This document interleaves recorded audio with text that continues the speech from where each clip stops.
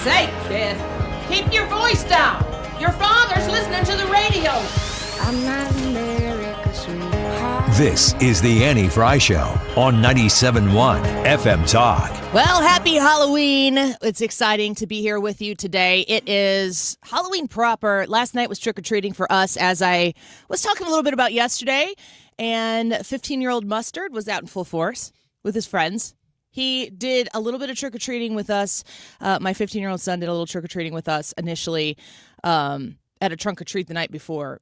But I'm here to say, he said he didn't have any aggressive problems going out and trick-or-treating, and that's our YouTube poll for today. How old is too old to trick-or-treat once you become a teenager? So I'm thinking once you turn 13, that's essentially junior high. So if you're in junior high or middle school, junior high is you turn 13 in 7th grade, correct? Yes. It's got to be close to that. 14 in 8th grade. Right. Okay. So it's the questions, the options you have right now. Teenager is too old. High school, once you're in high school, you're too old. Once you're in college, you're too old, or you're never too old to trick-or-treat. Would love to know what your thoughts are on it. Are you guys going to do trick-or-treating tonight then, Ryan? Yeah, we're doing it across a couple different neighborhoods because my son's going to one friend's house. We're at that age now where they want to be with their friends more, which is kind of sad because then we're not all together. But the other two are going to be with us with their other friends that are coming to us. So we're spread all over the place for the first time. I guess that's the new Do you ever hand out candy? No, my street is just a dead end, and I would love to. I actually leave candy out hoping that people will come on to the our porch? door. Yeah. And nobody ever comes. Maybe like once or twice ever have we gotten a trick-or-treater. Let's get your address out and somebody will come get that candy. No, thanks. It'll probably be you. Well, I can just eat my own candy. That's not a problem. I don't need to put it in a bowl. Brad, you live in a pretty residential area. You guys do trick-or-treaters? We do. I think we started about 6, and we'll go pretty strong until about 8:30, 9 o'clock. So it's actually a lot of fun. We don't do what Ryan does, though, with putting the candy out. Because if we put the candy out, we wouldn't have any left by like 6:10. But the point of putting the candy out is because you're out trick-or-treating. Yeah, we're not there. That's the only reason we do it. Yeah, I can't. Do people actually put candy out on their porch while they sit inside and watch Matlock?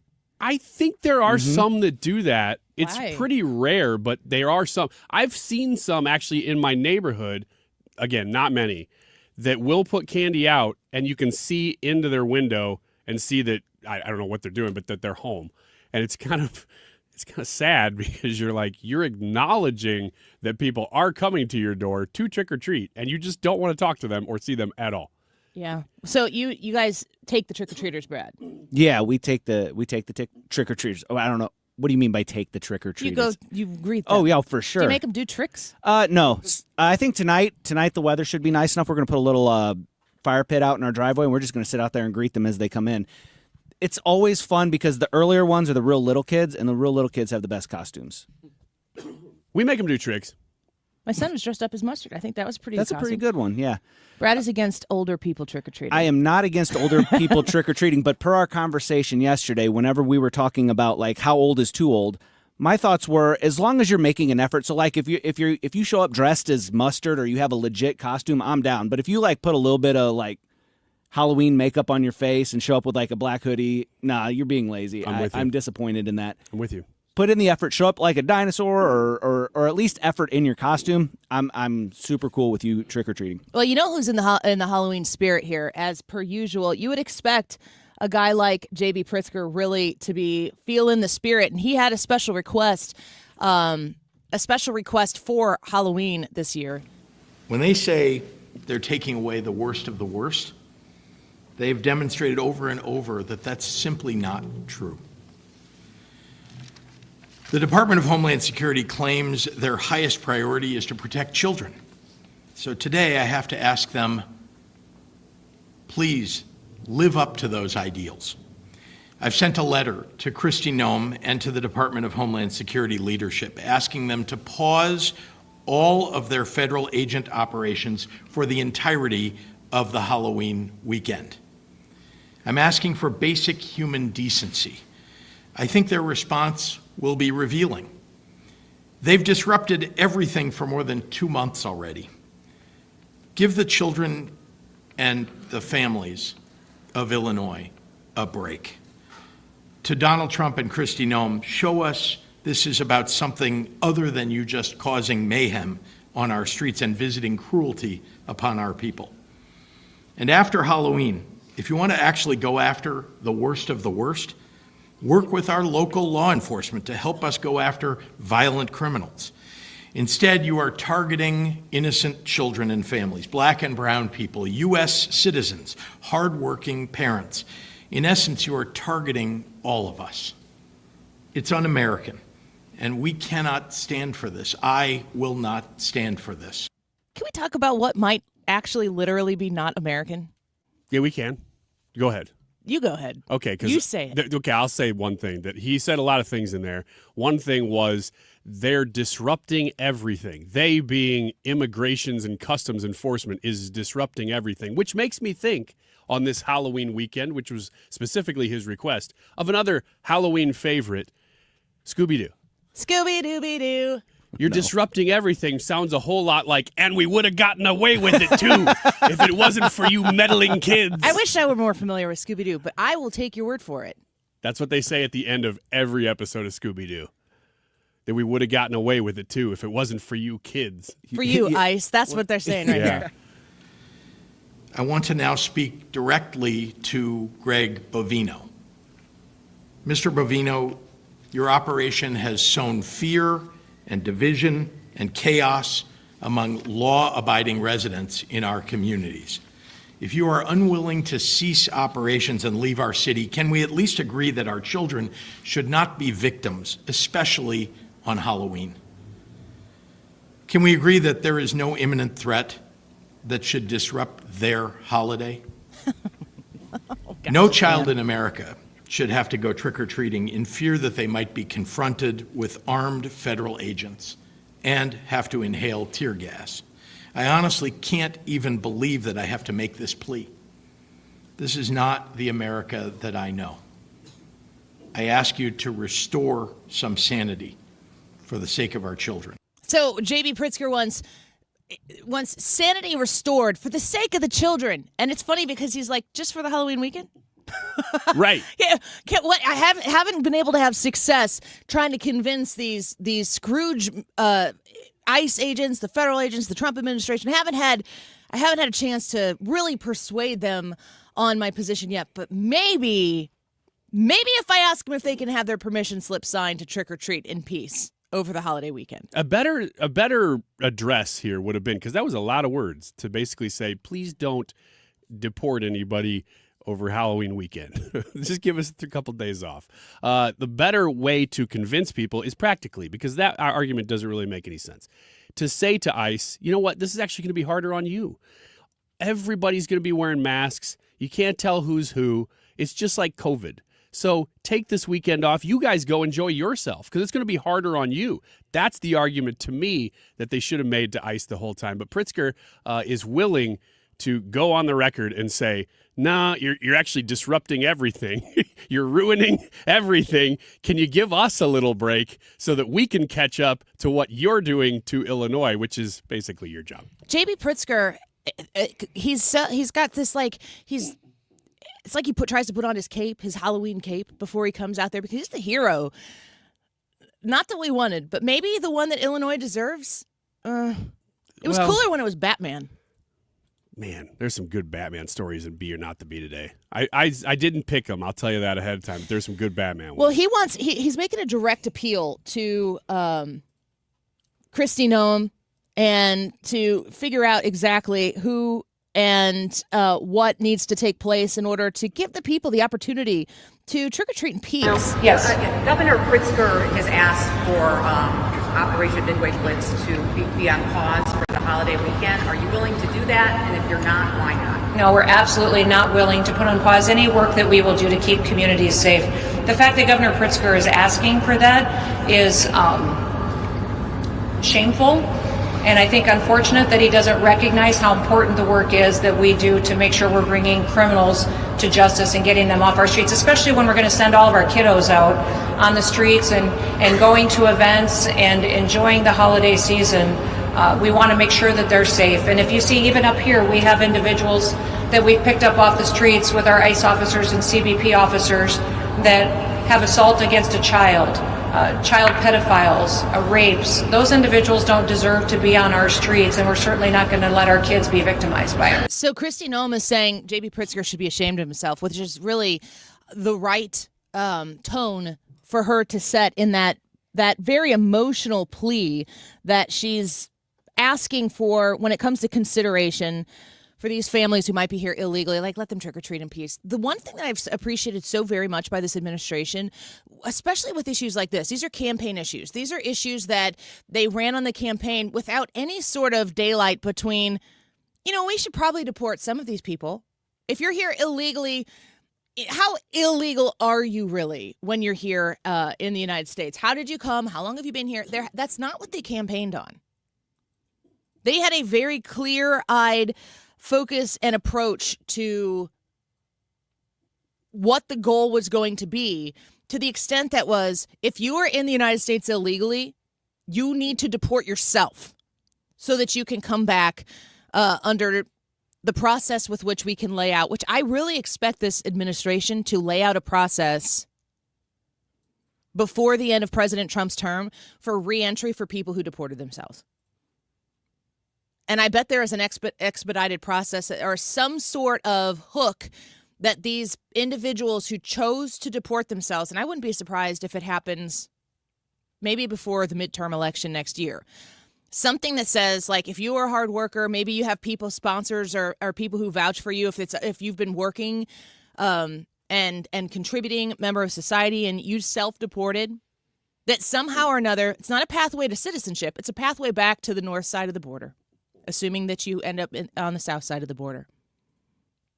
I don't have a problem with that. As a Trump voter and somebody who wants the people who are here to be here legally, whether they're citizens or not, just be in the system like the rest of us are. The rest of us have to participate in the system. So should you. I wouldn't be surprised to see the administration put together something that rewards those who self-deport and further punishes those who have chosen not to. I'm seeing some stories here locally of there's an individual who is from Staunton, has a Mexican restaurant in Staunton, Illinois. Have you seen this story? No. I'm familiar with Staunton. He has a restaurant, a Mexican restaurant in Staunton, Illinois, and there is a lot of local news coverage of this individual. They say that he's been here and a very beloved member of the community for 20 years.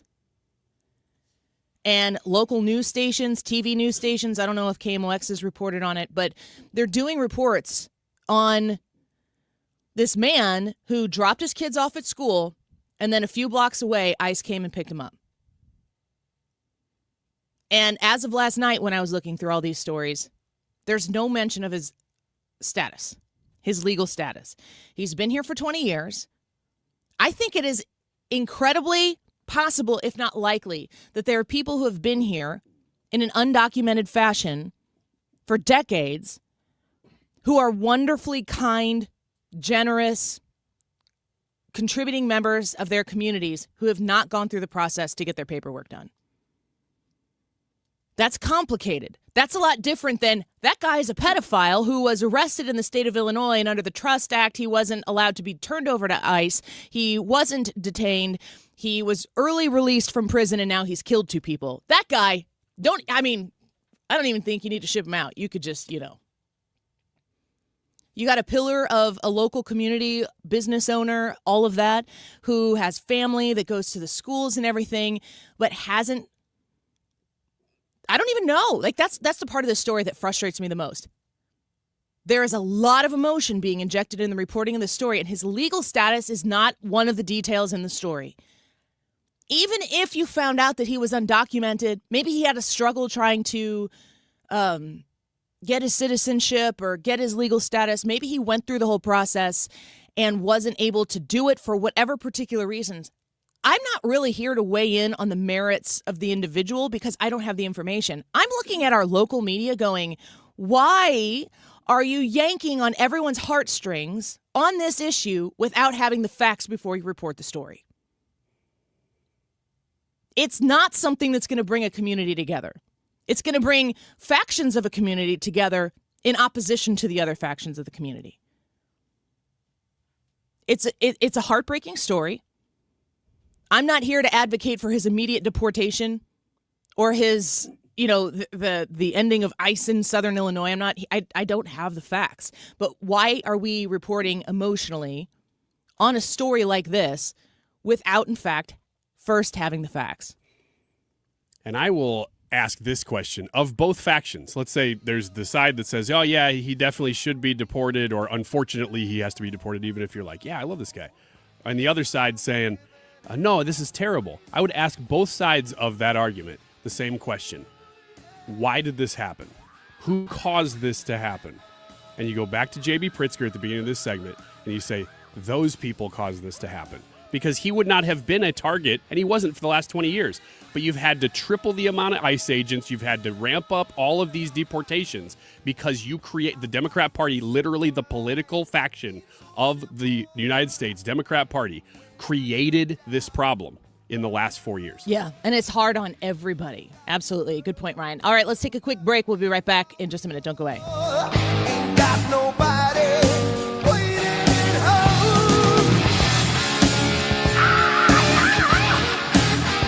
All right, you know how much I love Andrea's Restaurant, and I love getting to advertise for them. So I recommend that you go there, especially if you've never been there. But if it's just been a while, even go check out Andrea's Steakhouse in Fairview Heights, O'Fallon, Illinois, and see what everybody's talking about. Maybe you've just heard me talk about it. I hope that's not true, because they've been around since 1978. Their steak sauce is world famous, literally shipped all over the world to people who are in the know. It's like the gooey butter cake of St. Louis. Like, if you're in the know, ooh, that's a thing, and I want to go have it somewhere else. The White House orders a case of Andrea's sauce every year. The chefs there do, no kidding. But another thing that I don't mention enough is that they have, if you just want to stop by, you don't want to make a whole evening out of it, which you should. Their steaks are worth making an evening and occasion out of. But if you just want to stop by, if you live in the area and you kind of go by there every now and then like I do, go get their bar menu too. They just added duck wings to their bar menu. And I was just telling my mother-in-law last night, yes, we had an awesome birthday dinner there with me a month ago, but I told her we got to go back and just get their burgers. Go sit in their bar and just enjoy a couple drinks and have their burgers or their duck wings that they just added.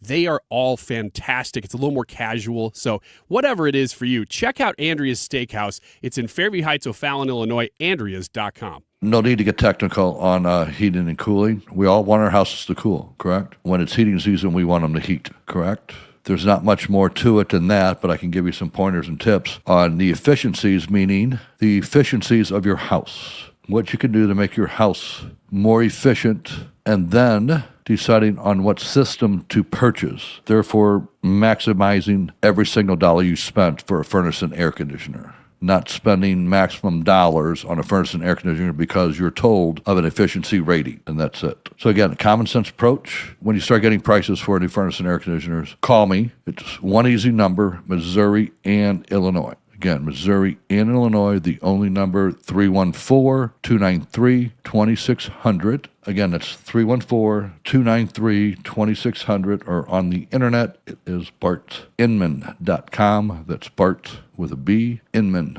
with an I.com. God bless. Hi, I'm Bob Kershaw with Retirement Advisory Group. Are you worried about market volatility? Are you concerned your money won't last you through retirement? Hi, I'm Tammy Kershaw, and as a family-owned business, we are committed to protecting your retirement, whether you're nearing retirement or already retired. We have a lot of folks that aren't aware of all the new investment choices that are available, which give you growth and protection from losses at the same time. Are you aware of all the fees that you are currently paying? We can show you how to avoid those fees. So come in now for your free retirement review and get a second opinion on your retirement plan. And just for coming in, you'll get a copy of our latest edition book, Your Key to a Worry-Free Retirement. Let us show you how to retire with confidence. We are proud to say we haven't lost a penny of our clients' money in 39 years, and we won't lose a penny of yours either. Let our family help your family. Call us now at 314-993-9494 or go online to retirementkey.com. That's retirementkey.com.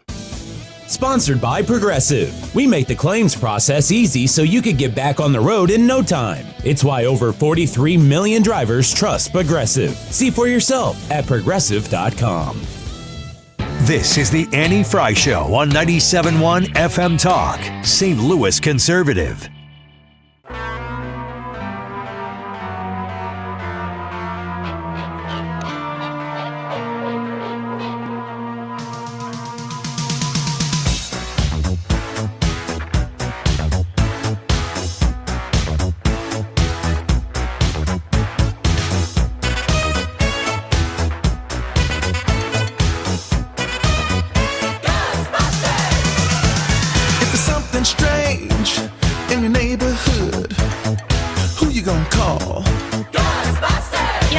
it was here recently, but I watched Ghostbusters in our pursuit to watch old-fashioned movies. Old-fashioned. The original? Yeah. Oh, yeah. Yes. Well, the new ones are out. The lady one? No. There's been 2 since then. See, the lady one's hot. With Paul Rudd. Really? Yeah. And they're okay. You They're not fancy bad. yourself a Paul Rudd, don't you? I don't know that I am a Paul Rudd. Sometimes I'm watching stuff that is got Paul Rudd in it.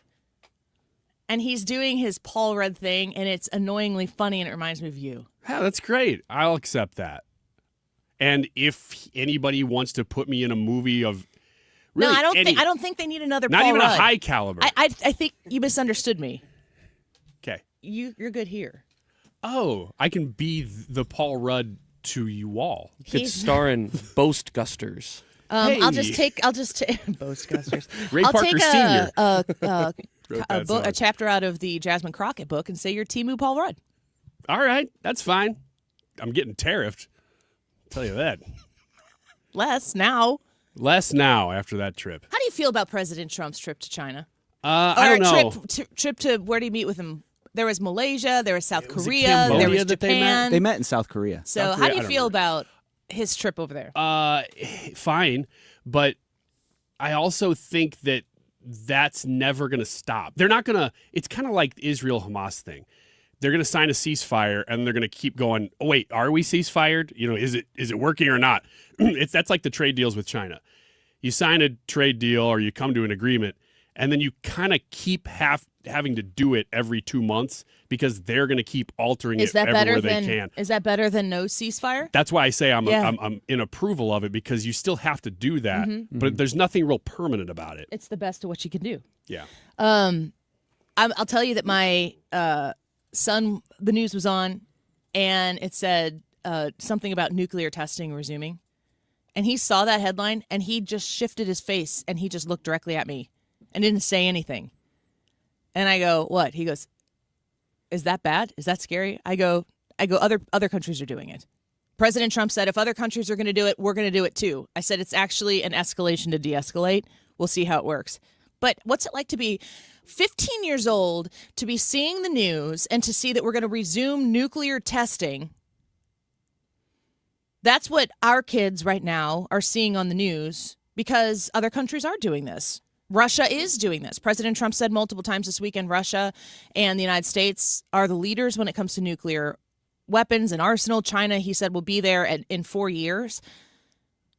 I am looking at the anxiety of the people who are Ethan's generation. They have this climate anxiety thing. They have this true belief that the world is going to end in maybe 10 years, maybe less than that. Ethan, are you familiar with anybody legitimately who knows or believes in climate anxiety, like is harboring this inside? No, Annie, it's terrifying. I live with it every single day. It's You're saying you do? It's crippling. I struggle to get out of bed in the morning sometimes because of it. That was like a oh my Christopher gosh, Walken level pause right there. It's warmer than it should be. There was it's a scary thing. You're full of crap. Do you know anybody? I'm full of crap. No, I don't know anyone. But that's do you cut those people out of your life? Because I have surrounded myself with people that I find to be normal. You've lived a good life. It's been a very good life. I think about the crux of where climate anxiety has really come from for a lot of these kids is because that's what they've been told. There isn't something that is really like tangible that they have that is making them go like, this is really scary.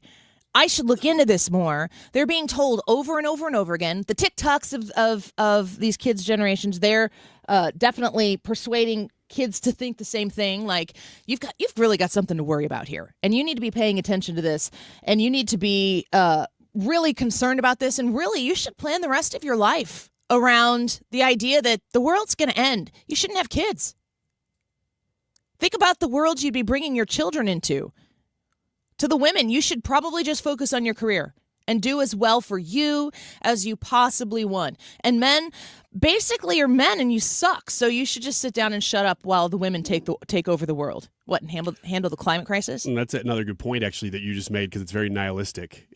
There is no future. So you're not going to have kids. You're really just going to focus on being as happy as you can in the moment, which is hedonism. And it kind of all works together. That was one of those moments where Ryan made a really good point, and I was waiting for him to crash and burn the whole time. Oh, no, I wouldn't do that. I don't think I fully appreciated what you just said there Not as in the much as 12 I o'clock should hour. have. Wait till the 2 o'clock hour. I would have spun that into a fantastic little ditty. Ethan, will you please get me a countdown what? clock? Listen to Who's Trump. the best communicator of this generation? I guess you have to say it's Donald Trump. He's your answer for a lot of things. I would have said this is going to surprise a lot of people. Well, he's figured out how to communicate in this fragmented environment. Yeah. Who else has? And punch through. Right. Yeah. So if the question is effective communicator, he's effective. Look, Barack Obama I do think Barack Obama figured out how to do something that another Democrat, if they can figure it out, will be the next leader, which is how to make progressives think you're a revolutionary and how to make moderates think you're a pragmatist. That was also a pretty good and effective. He's the best communicator the Democrats have had in the 21st century, but you got to say that Trump's been the more effective communicator of anybody. That's Chuck Todd, who kind of looks like a rodent. I can't get past it. Does he look like a beaver? Well, it's not you. So he was mean. eating cheese throughout that entire segment. With just his two front teeth, which is a skill. It's all about framing. Chuck Todd says that Donald Trump is the greatest communicator. And I think that there's something important that we need to consider if Donald Trump is as effective of a communicator as Chuck Todd is saying that he is. Because what is Donald Trump's message? If he is a great communicator, what message is a great communicator messaging? And I also, even just saying this out loud, who is the great communicator? Jesus? No. Yes. That's what I would have answered. It's not a wrong answer. Brad? God? Do you know who the great communicator is? Ronald Reagan! Ronald Reagan. Ronald Reagan and Jesus. Then Jesus. Some people are like, I think I found my radio station. You are here on You've been searching 97.1 for 40 years. FM Talk, St. Louis Conservative and Hello, Jesus. St. Charles County. Yeah. Yeah. The one that everyone from there is like, it's God's country. And I'm like, I know, you keep saying that. You're not wrong. I'm envious. It's pretty great. Consider what a great communicator in Donald Trump, which is really, how much has this turned in a 180 to where the thing that was kind of agreeably, bipartisanly detested about Donald Trump initially was the way he communicated. How do you become an effective communicator? You get your message across. You put yourself in a position where you've got something to say and you're able to make it so that the people on the other end of that message receive that message as intended. And you've got Chuck Todd. Is he still on MSNBC in some faction? Is he in Did he Substack go to land? MSNBC? Because I know he left his job at Meet the Press. That is MSNBC. Meet the Press. I mean, he was on MSNBC. It was NBC, but like he was in. Isn't it all the same? In the same orbit. I don't know what his job is now. I don't know that he has a mainstream job. Kristen Welker does Meet the Press now, correct? Pretty sure. That sounds right. Yes. Do you guys not watch MSNBC all the time? No. Everyone's in here like, no, sorry, crickets. I can do crickets now. I'm going to get back to that. Ethan's like, leave the hotkeys alone, Annie. Consider what the Donald Trump message is, and consider that even the Chuck Todds of the world are now understanding that his message is an incredibly efficient one. And compare that to the negativity, what'd you call it, nihilism? Hedonism. And well, you said nihilistic. nihilism and you know, living in a world of hedonistic type of lifestyle because you think I better live it up with the time I got left. Mm-hmm. It's the only solution. Donald Trump's message, in many ways, shape, and form, comes together with Charlie Kirk's message, which is to settle down, to get married, have a ton of kids, have a family. Everything about Charlie Kirk's message, which is hand in hand with Donald Trump's message, is plan your future and plan your future accordingly in a way that is going to be something you can live in for a long time. Be something that you can thrive in for a long time. It involves other people. You have to consider other people in that process when you're thinking about your future, which is the converse of what the left has been telling you. And to top it all off, when you consider the biggest voices of the left, do any of them truly look like they're living happy lives? Not those no kings people. There are probably people that are on the left that are. Does Alexandria Ocasio-Cortez seem like a happy person to you? Does Chuck Schumer seem like a happy person to you? No. Does Elizabeth Warren seem like a happy person to you? Definitely Does not. Gavin Newsom seem like a happy person to you? No. I can't think of a person on the left that I'm like, they seem like they kind of got things figured out. They seem like they're in a position where I kind of would like to know a little bit more about what they're doing because maybe I'd like to do a little bit of myself. Now think about the people on the right and how many of those people you're like, what are they doing? How do I get to there? The YouTube live chat poll for today, how old is too old to trick or treat? Teenager, high school, college, or never too old? Go to the Andy Fry YouTube channel and vote. We'll weigh in on that next in Wiggins America, the B or not the B, at 12:45. Don't go away. An invisible man sleeping in your bed. Oh, who you gonna call? You're listening to Leaf Filter Radio, and the guru of gutter protection himself, Chris Coonahan, is here to take your most pressing leaf-related questions. Hey, everybody, Chris here. I understand we have Ron on the line. Ron, where are you calling from? Uh-oh. Ron, are you calling from a ladder? Well, I was. I wanted to ask Chris what I need to do to get my gutters ready to have leaf filter installed. Oh, Ron, you don't have to do anything. A Leaf Filter Trusted Pro will come out and clean out your gutters, realign and seal your gutters, and install Leaf Filter, America's #1 gutter protection system. So I didn't need to get on this ladder? Ron, Leaf Filter Trusted Pros are in your neighborhood and ready to help. Just visit leaffilter.com/radio to schedule your free gutter inspection and get up to 30% off. Thank goodness. What was that site? To get this special radio offer, go to leaffilter.com/radio for your free gutter inspection today and get up to 30% off. That's leaffilter.com/radio for up to 30% off. leaffilter.com/radio. See representative for warranty details.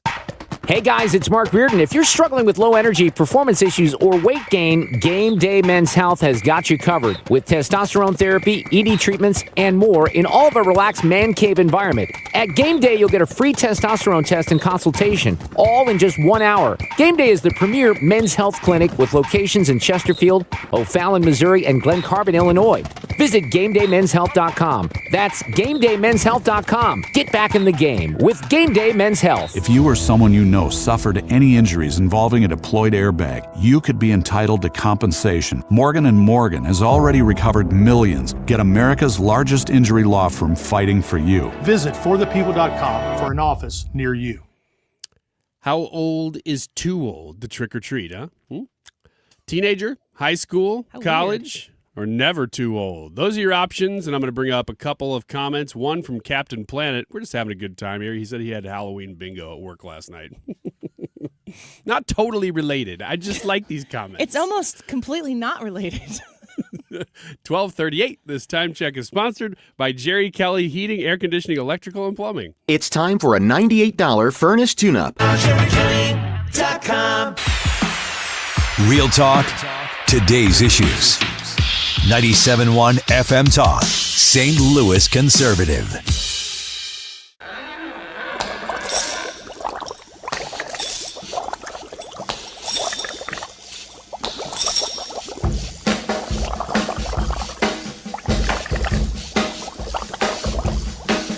I was working in the lab late one night when my eyes beheld an eerie sight. For my monster from his slab began to rise, and suddenly, to my surprise, I need you to go. I saw Steve's here today.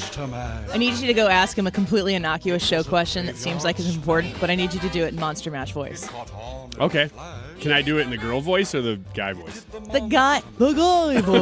Okay. I thought you could do the guy voice, and I could be like, Steve, look at me. I don't want to be. I don't want to be involved in it. I want you to do it. I want you to video it. Should practice right now, though. You know what's funny? I listened to this song a couple times this week because it's the only time of the year you hear it, and I have a weird memory of when I was a kid. It's the only time I can remember my dad ever doing an impersonation of anything. And Was it this guy? This voice. Was it the woman? No. It was this guy. Bobby Boris Pickett. He did the Monster Mash. That's his name? Yeah. Did he always sound like this, or was this a character? I don't know. I pulled the song. That's the only reason I know his name. Maybe you should research that a little bit. Is this how people used to talk? Yeah, in the 1950s. That's how people used to talk. It was post-World War II era, so that's what people did. Because it was post-World War II. I need Ethan to research that too, just to be sure. What is it in 50 years, 100 years from now? People are going to be like, "Oh, talk like you're from the 2020s." Yeah. How's that going to sound? I'm not it'll really sound sure. like this. I think what I'm going to do is I'm going to go to Steve and I'm going to go, Steve, we hate the new clocks. We There's don't have not time enough time to in the pee. breaks. We love to go pee and we can't do it. And then Are you can going to be do like, your jazz hands up every time you say something? Yeah, well, that's actually, it's sing-songy. So What if he responds to you in the female voice? He might. He'd be like, you had to pee? Yes, we definitely need. You need to pee. But Why do you keep talking about me peeing? There's only minutes of 3. And so you pee. We do it in the studio.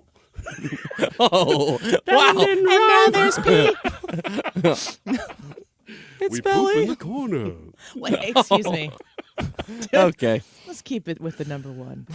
The YouTube live chat poll for today. How old is too old to trick or treat? Teenager, high school, college, or never too old? Brad, you were commenting on this a little bit earlier here on the show. Do you have a strong feeling about this? Are you going to see anybody come to your door? You said you're going to host trick or treaters tonight. Are you going to turn anyone away? I don't know, some frat boys come up, I will. If they're dressed? It depends on their costume. It really is. It's costume and effort based. If you go all out, I'm going to give you candy. If you showed up and you just kind of threw the minimum in with you come with a grocery bag and like, all right, I'm ready to just give me my treats because that's all we're here for. You don't say trick or treat. You don't do anything. You put in minimal effort or no effort. You're not getting any candy. Go away. But if you put in effort, are you like asking for a birth certificate? No. Just give me. That's the right attitude. Yeah. Give me effort. That's all I care about. What if, excuse me, what if Ryan shows up dressed as a tattooini? He's getting extra candy. Sweet. I think it's because I know Brad. Brad likes tattooinis. What if I didn't know you and I showed up as an adult by myself, dressed not horribly, but give not... this tattooini Can some I be candy. honest with you? Yeah. I'm probably drawing down on you. I'm coming to the door with my shotgun. You know what? Who are you? What do you want? Good night. To me, that's the scariest person that could come to your Yes. door. Because if you don't give them candy... What does this person look like? Just an adult male. 44-year-old. I'll cut you with my lightsaber. Comes to your door, dressed okay, but not... Like in a regular clothes, but with a weird mask or something? No, like that would be nothing. They could be fully kitted out. They have a costume on, but it's not that they went all out for it. They just went down and maybe got something quick at Walmart. So they're wearing a costume, but they're alone, and they're not with any kids, no wife, nobody else, Yeah. and they're legitimately there to trick or treat. That is the scariest person that could come to your door. Aren't you just giving them all your candy? Yes, I am. Yeah. I'm giving them whatever they want. You can get into my pantry if you want to, although I don't want you to come into my house. What are you inviting them in for? Maybe that's Now a is the bridge too time far. where the shotgun should enter the equation, not just on, hey, Yeah. creepy dude coming to Shotgun my house. cocked. You get into my house and you get whatever you want. But say it in the Monster Mash voice. Come into my house. Take whatever you want. They're like, and that guy on your doorstep's like, man, that guy's a freak. Whoa, that guy's weird. I'm just trick or treating. Have you heard about this guy? Ethan, how old is too old to trick or treat? You're of what age? I 25? am 25. 25 years old. Could you see a scenario where you dress up and go trick or treat? Now? Mm-hmm. No, not really. Ooh, there's a little bit of gray area in that response. I was pretty young when I stopped trick-or-treating, and it partially was because it's like, oh, it's not cool to trick-or-treat anymore. I probably should have done it a couple of more years. I think the last year I did it was 12 or 13. Really? Yeah, That's I think young. I stopped because then at that point you realize you can just start eating candy that's in the bowl at home. Are you? So it was all about the candy for you. Are you? Yeah. Where are you at in birth order? I'm the oldest. You're the oldest, so you could have totally kept going with and just been like, I'm doing the big brother thing. I could have, but Halloween was never that. Halloween was always, Dad is going to take me and my best friend, and we are just going to just have at it in the 3 or 4 neighborhoods around mine. And it was like, it was. Was there more? Pillow Was there more sacks. candy at home? Yeah, but it was always like a competition for us, like how much can we get? So, and Dad very much so, like my dad helped us like very much so in that. So it would get to the point where, okay, it's getting pretty cold. Like we're in the car and we are driving. Like he's like, all right, I'll meet you 4 houses down. You guys hit these 4. It got pretty serious, but we had a lot of fun with it. So it never really was that, oh, I'll go and take my sisters out. One of them's a year younger than me, and then one of them's a few years younger than me. So I mean, yeah, I don't know. It never really was that where, Charlie's taking his 4-year-old, really little siblings. So Well, that's not how it went last night.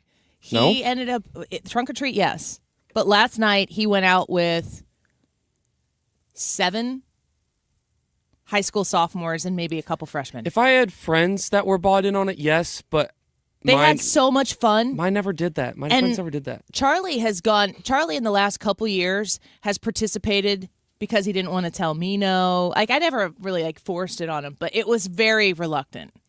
This would have been my junior year of college. I drove around. I was an RA in a freshman dorm at Lindenwood, and the cool part was that Lindenwood has a lot of international students because, like, for rugby and a few different sports, and some of them had never trick-or-treated before. So I got to be the driver, and I just packed like 10 kids in my car, and we're just hitting St. Charles. And so before that, I definitely would have said, like, no, you're too old to do it. But I saw how open people were to just, like, giving out candy if you're dressed up and actually going for it. That's what Brad's saying. It's like put the effort in, show up, make a costume, and just have fun. I don't understand people who are like, no fun for you. All the fun for you. Have all the fun. But you gotta put in effort. But you got to put in the effort. Which really is probably a reflection of the entire country. I mean, we're talking about food stamps right now. We're talking about government shutdown. We're talking about overbloated spending. There are a lot of people who absolutely need the food stamp program, need subsidized help to make sure that their family, their children, and they themselves eat as well. And that's fine. That's understandable. But if we're going to talk about this a little bit later, just so that Ryan can do a whole segment on it by himself. But the chart of where food stamps went, specifically after COVID, which is a big part of this, after COVID, and then in the Biden, we went from spending, gosh, I'm not even going to say the numbers. You got them. Is it $5 billion a month? It was just on. It was 4.6, and now it's $12 billion a month. Yeah, what's over 10 for sure. So it's over double. Yeah, I don't know if it's 12 or not, but it has more than doubled. We'll talk more about that later. But it's interesting to talk about this in a way that it's like, hey, if people are putting the effort, if they're doing their best and they're trying, they get candy. If you're being a mooch, get off my porch. And then Brad, of course, has got a shotgun out. No. Only if you're a creeper. Oh, okay. Or have a crappy costume. Or one or the other. Or if you are a creeper with a crappy costume. I can't say that. You're close. You're getting there. Barrels. Pro tip, by the way, if you really want to go all out like Ethan was talking about, if you're at that age, 13, 14, my son's 11, he's right there. He's like, we're going to go all night. I'm going to fill this thing up. We're going to the brim. Don't use a pillowcase. Don't use a pillowcase because it gets too heavy and you can't carry it. There's no handles. Molly had the little pumpkins, and we just would keep dumping it out. Yes, absolutely. All right, stick around. Be or not to be next. Don't go away. Whatever happened to my Transylvania twist? It's now the mash. It's now the Monster Mash. The Monster Mash. And it's a graveyard smash. It's now the mash. It's caught on in a flash. It's now the mash. It's now the Monster Mash. Home Shield Foundation Repairs.com is the website. Please consider reaching out to Matt Hayes because he's got the solution for that wet basement at your home. You've been worrying about it. It's been getting worse over the course of time. Home Shield Foundation Repairs.com has everything you need to know about getting your water leaky basement fixed once and for all. They have the expertise and the experience that you want to hire to come actually solve the problem. Over 25 years of experience in the industry, they have the knowledge and expertise to make sure they can tackle any waterproofing challenge, yes, even yours. They have a customer first approach. What your circumstances are, obviously, are not the next person's circumstances. They're guiding you to make sure that the fix is one that is worthy of your investment, is going to solve the problem, and they're going to back up that basement waterproofing with a lifetime warranty. Reach out to them and have a conversation so that you can find out what they can do for you. 314-227-9636, 314-227-9636, HomeShieldFoundationRepairs.com. You've made our 25th anniversary something to remember. That's right. We've celebrated these last few weeks along with you, both on the air and in person. And we want to say thanks for making it happen. This is St. Louis Conservative, 97.1 FM Talk. Did you know that 60% of adults over 20 avoid going to the dentist due to deep fear of dental treatment? Knowing that many of our chronic health problems can be directly related to the harmful bacteria in our mouth, not going to the dentist can be very dangerous. Hi, this is Dr. Michael White. I've been helping the dental anxiety patient for over 20 years with anxiety-free sedation. This is very effective and very affordable. Call my office at 314-270-8552. That's 314-270-8552. Hey guys, Glover here for my friends at Triton Exteriors. Not sure if you've noticed, but the storms seem to be especially bad this spring. If you had James Hardy Smart Siding, you wouldn't have to worry about it. It's not going to be damaged like in the 314-day storm. So we do roofing, siding, gutters, fences. We're always going to be the middle bid. We're never going to cut corners. We're never going to take advantage of you. Call 314-717-1159 or triton-stl.com. Annie Fry, Ryan Wiggins, Brad Range. It's the Annie Fry Show. Wiggins! Oh! Wiggins! The bee or not the bee? A series of stories from the Babylon Bee, which would be fake news, or some mixed in that are real. You got to tell me which are which. Here's the first one. Embarrassed Democrats admit they can't remember why they shut the government down. Embarrassed Democrats admit they can't remember why they shut the government down. That's the bee. That's the bee. I don't know if it is or not, really. You guys, it is the bee, though. I had to find the slider. Good job. I did. According to sources, party members were aware of the rumors that they had shut down the government over health care for illegal aliens, but were sure that they couldn't possibly be the reason. Quote, why would we ever do something so stupid? Asked Congresswoman Nancy Pelosi. No, the shutdown must be about climate change or something else a lot more important sounding. Despite no clear cause, however, Democrats confirmed that they were not budging on the shutdown. Quote, just give us a few days, we'll figure it out, Senate Minority Leader Chuck Schumer told his Republican colleagues. You're right, that one was pretty easy, but tell me if this one is real or not. Kamala's campaign manager says, quote, it looks like we need 200,000 more votes that we can't find. I'm going to say real. That's facts. I'm going to go B. I'm just going to be different. It's real. It is real. Yeah. This is real. This is part of her interview tour that she's doing. About her book, I guess. She says... I want to make a point about this, but I'm going to let the real article hit before I do. Yeah, because I'm guessing it might make the same point. It says, normally you'd hear candidates say something like, we need to turn out 200,000 more voters in key swing states, or it doesn't look like we have the 200,000 votes we need. But, quote, we need an additional 200,000 votes that we can't find, is what she said. Lest we forget, Trump was impeached the second time and later indicted as a result of a phone call in which he told Georgia Secretary of State Brad Raffensperger to find 11,780 votes. Yeah, well, I listened to that whole call, and I've said this over and over and over and over and over again, that he was saying that he thought that there were tens of thousands of votes, maybe even 100, maybe in the six figures of votes that he was calling into question. He's like, I don't need you to prove all of those votes to be right or wrong. I just need you to find 12,000 or whatever the number was, and I'm winning Georgia.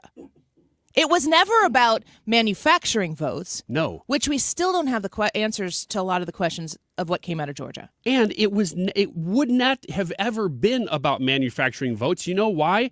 Secretary of State Brad Raffensperger hated Trump. That he was a Republican, but he didn't even like him. So there's no way Trump's going to call that guy and go, hey, let me grease your palms a little bit, buddy. They didn't like each other, but he had to talk to him because he was the Secretary of State. And he's saying, look, this is a really close election. I need to find those votes. And there were still a lot hanging out. They hadn't counted certain ones, absentee ballots yet, at that time especially. So this is an amazing story that Kamala's campaign manager said, quote, yeah. It looks like we need 200,000 more votes that we can't find. I thought the exact same thing when I saw that story come out. I'm like, oh, you can't find them, huh?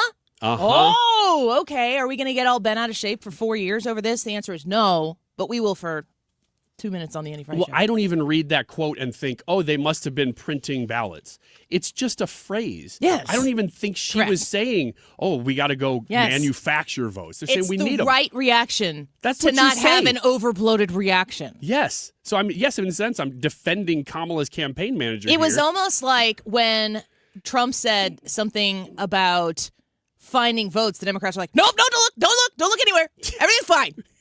Nothing to see here. Please disperse. Nothing here. Let's impeach him. Let's throw the whole book at him. They indicted him over this. This is what the whole Georgia thing was over still with Fannie Willis and all that. All right, Trump to grant Canada independence if Blue Jays win World Series. To grant independence. Yeah. It's going to be the B. B. This is the B. Quote, it's a big decision, but I'm a very nice man. I know the Canadians have wanted their own country for a very long time. So if the Blue Jays take down the Dodgers, I'll let them be independent from the United States. It would be a win for America if the Blue Jays won. Except for if you're Brad Range. It says they don't deserve it, but I'll let them have it. Nice people up in the state of Canada. Hey. They've just had some terrible governors. Terrible governors. Last one, real quick. CBS warns government shutdown is allowing thrill seekers to visit national parks and do fun things without permits. Sounds like something CBS would do. Yeah, this is a real story. You guys are never going to believe this, but since the government is shut down and national parks are free of charge to enter, Americans are now entering those parks to do fun things without government permission. Illegal things like camping, base jumping, and using drones and hiking. That's a real story from CBS that they were warning people, ooh, this is bad news. People are actually using the national parks without permits, which is quite remarkable. There we go. What is this? Where was this in the beginning of the segment? Oh, it was Wiggins America intro. Yeah, that's right. What is it? Spooky, Scary Skeletons remix. Do you know this, Brad? No, this is the first time hearing it. Is this what the kids are listening to these days? Is this Forrest Frank? We'll be right back. Don't go away. You've got your whole life ahead of you, so choose a Medicare plan you can count on. And that's what you get with a Medicare Advantage plan from United Healthcare. With more than 45 years' experience serving its members, United Healthcare has plans with low monthly premiums that fit your life today and as your needs change tomorrow. The Medicare annual enrollment period ends December 7th, so go to uhc.com/Medicare today. United Healthcare Medicare plans. It's Medicare coverage Missouri can count on. When you're learning something new, experience matters. At Lifestyles Unlimited, we've spent over 30 years teaching people how real estate investing works and how to build income with a clear, step-by-step strategy. Our program is designed to help you learn what to do, why it works, and how to take action at your own pace. Join today for just $297, a 60% savings off the regular price. Text radio to 88007. That's RADIO to 88007. Presented by Lifestyles Unlimited. Stewart's American Mortgage. He's the bagel loan guy. He's a phone call. He's a text message away right now. 314-324-4440. That's 314-324-4440. The bagel loan is a mortgage. That's the first important thing you need to understand. It's a mortgage named the bagel loan because bagels look like zeros. Now, what's so special about a bagel loan mortgage? It's Stewart's American Mortgage. That bagel loan comes with $0 in closing costs. If you reach out to Stewie directly at 314-324-4440, that's 314-324-4440, Stewie is going to talk to you exactly about whatever the current market is. Of course, we heard that the Fed lowered rates a 0.25%. Eventually, that goes downstream and it affects mortgage rates for you as well. Will they go up? Will they go down? I'm not sure. Stewie will know what to tell you, how to get you the absolute best possible deal, and it starts with a phone call or a text message to him. 314-324-4440. That's 314-324-4440. Google the Bagel Loan at MLS number 226715. Sometimes it seems all lawmakers do is tax and spend. That's why Missouri voters passed the Hancock Amendment in 1980 to place a limit on what the government can do with your money. But the Hancock Amendment is outdated. It hasn't provided a taxpayer refund since 1999 and probably won't without reform. That's why Missouri needs a taxpayer Bill of Rights. Colorado has one, and taxpayers there have received more than $8 billion in refunds. It's simple. There should be limits on government spending and refunds when there's a surplus in the state budget. A taxpayer Bill of Rights constitutional amendment would help limit the growth of government. Missouri's budget has nearly doubled in the past 5 years, yet the state lags far behind states like Colorado in economic growth. The Hancock Amendment was supposed to protect taxpayers. Now it's time for an update and a taxpayer Bill of Rights. After all, it's your money. Learn more at showmeinstitute.org. The Show Me Minute has been brought to you by Show Me Institute and Show Me Opportunity. KFTK FM Florissant from the Kaufman Townsley St. Louis's Injury Lawyers Studio. Call 314-500-5000. That's 314-500-5000. All on the free Odyssey app. A terror plot in the U.S. inspired by ISIS. I'm Lisa Brady, Fox News. That's what investigators suspect in Michigan, where several people are under arrest, accused of plotting an attack this weekend. The FBI director made the announcement on social media saying that this was going to be a violent attack over Halloween weekend. It was thwarted. Now, the FBI made arrests in both Dearborn, Michigan and Inkster, Michigan, related to a potential terrorist attack with international ties. Unclear, though, who was arrested, how many, what they were arrested for. Fox's David Spud, FBI Director Kash Patel credits vigilance and close coordination with local partners for stopping a potential act of terror. An Alabama man accused of threatening religious leaders in multiple southern states now facing federal charges after being arrested earlier on state counts of resisting arrest and a gun charge. Jeremy Wayne Shoemaker now also charged with making an interstate communications threat. The FBI accusing him of making threatening calls and texts to rabbis in Alabama and Louisiana, an imam in Georgia, a church in North Carolina, and others. Court documents suggest a history of mental illness. President Trump urging action in the U.S. Senate on day 31 of the government shutdown. He's told Republicans to play their Trump card and go for what is called the nuclear option here in Washington. Get rid of the filibuster and get rid of it now. If they get rid of the filibuster, it would allow Republicans to pass this funding bill with just 51 votes instead of 60. It is, though, very, very unpopular here on Capitol Hill, and it could certainly scare some moderate Democrats into joining Republicans and reopening the government. Fox's Aisha Hasni at the Capitol. Democrats want an extension of Obamacare tax credits. A federal judge just ruling that a suspension of SNAP food benefits during the shutdown is likely unlawful and ordering information from the Trump administration by Monday. America is listening to Fox News.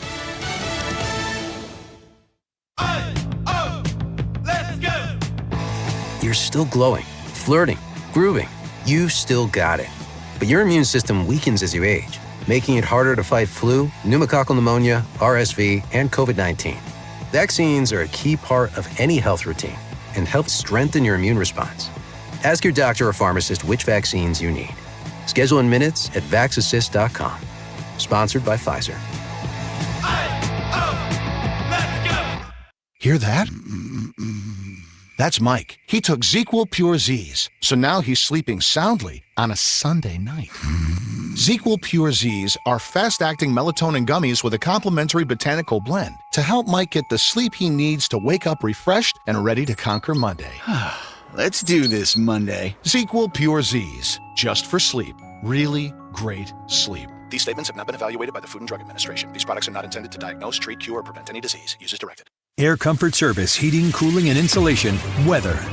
Hard to believe it is Halloween and we're ending the month of October and getting into November this week. Sunshine breezy, near 60, so mainly in the 50s this afternoon. Trick-or-treat time right around 50 degrees, partly cloudy skies, a cold 39. Partly sunny on Saturday, maybe a sprinkle, but tough to find, 55. 37 Saturday night and Sunday, sunny and 59. This is 97.1 FM Talk. Chief Meteorologist Dave Murray. The Annie Fry Show is sponsored by Air Comfort Service Heating, Cooling, and Insulation. Air Comfort Service is hiring licensed journeymen. Don't have a journeyman license? Air Comfort Service will help you get it. Get guaranteed hours year-round and more. Apply online at aircomfortservice.com. Annie Fry, Ryan Wiggins, Brad Ray. That's us. That's right. Gotta love this American ride. What do you want from me? I'm not America's sweetheart. For goodness sake, kid. Keep your voice down. Your father's listening to the radio. I'm not America's sweetheart. This is the Annie Fry Show on 97.1 FM Talk. Welcome back to the Halloween edition of the Annie Fry Show. It's not as Halloweeny, except for Ryan. He is our resident Halloweeny. That's funny because it sounds like penis. Ryan. I mean, Gosh, wiener. It's unbelievable. Go sit in the corner and stop talking. You did it. No, I didn't do that. Most of it. Not that. Not that. I agree, not that. Was that? Would you apologize to the people? I apologize to everybody listening that I said penis. Oh. What did I miss? What did I miss? All right, Brad, take this away. Thanks for the intro, You're Ryan. welcome. I much appreciate it because that's crazy. All right, this is What I Missed. These are clips that didn't make the cut for the rest of the show, but we are going to play them because we do believe that they're airworthy. This first one is J.B. Pritzker and Nicole Wallace. And Nicole Wallace is CNN, I believe, and they were on a podcast, and J.B. Pritzker had this to say. I haven't suggested that Donald Trump is Hitler. I wouldn't say I don't that think any Democrat has. I actually, and I think it's a smear that they project back on to critics. But J.D. Vance called Donald Trump cultural heroin. He called him America's Hitler.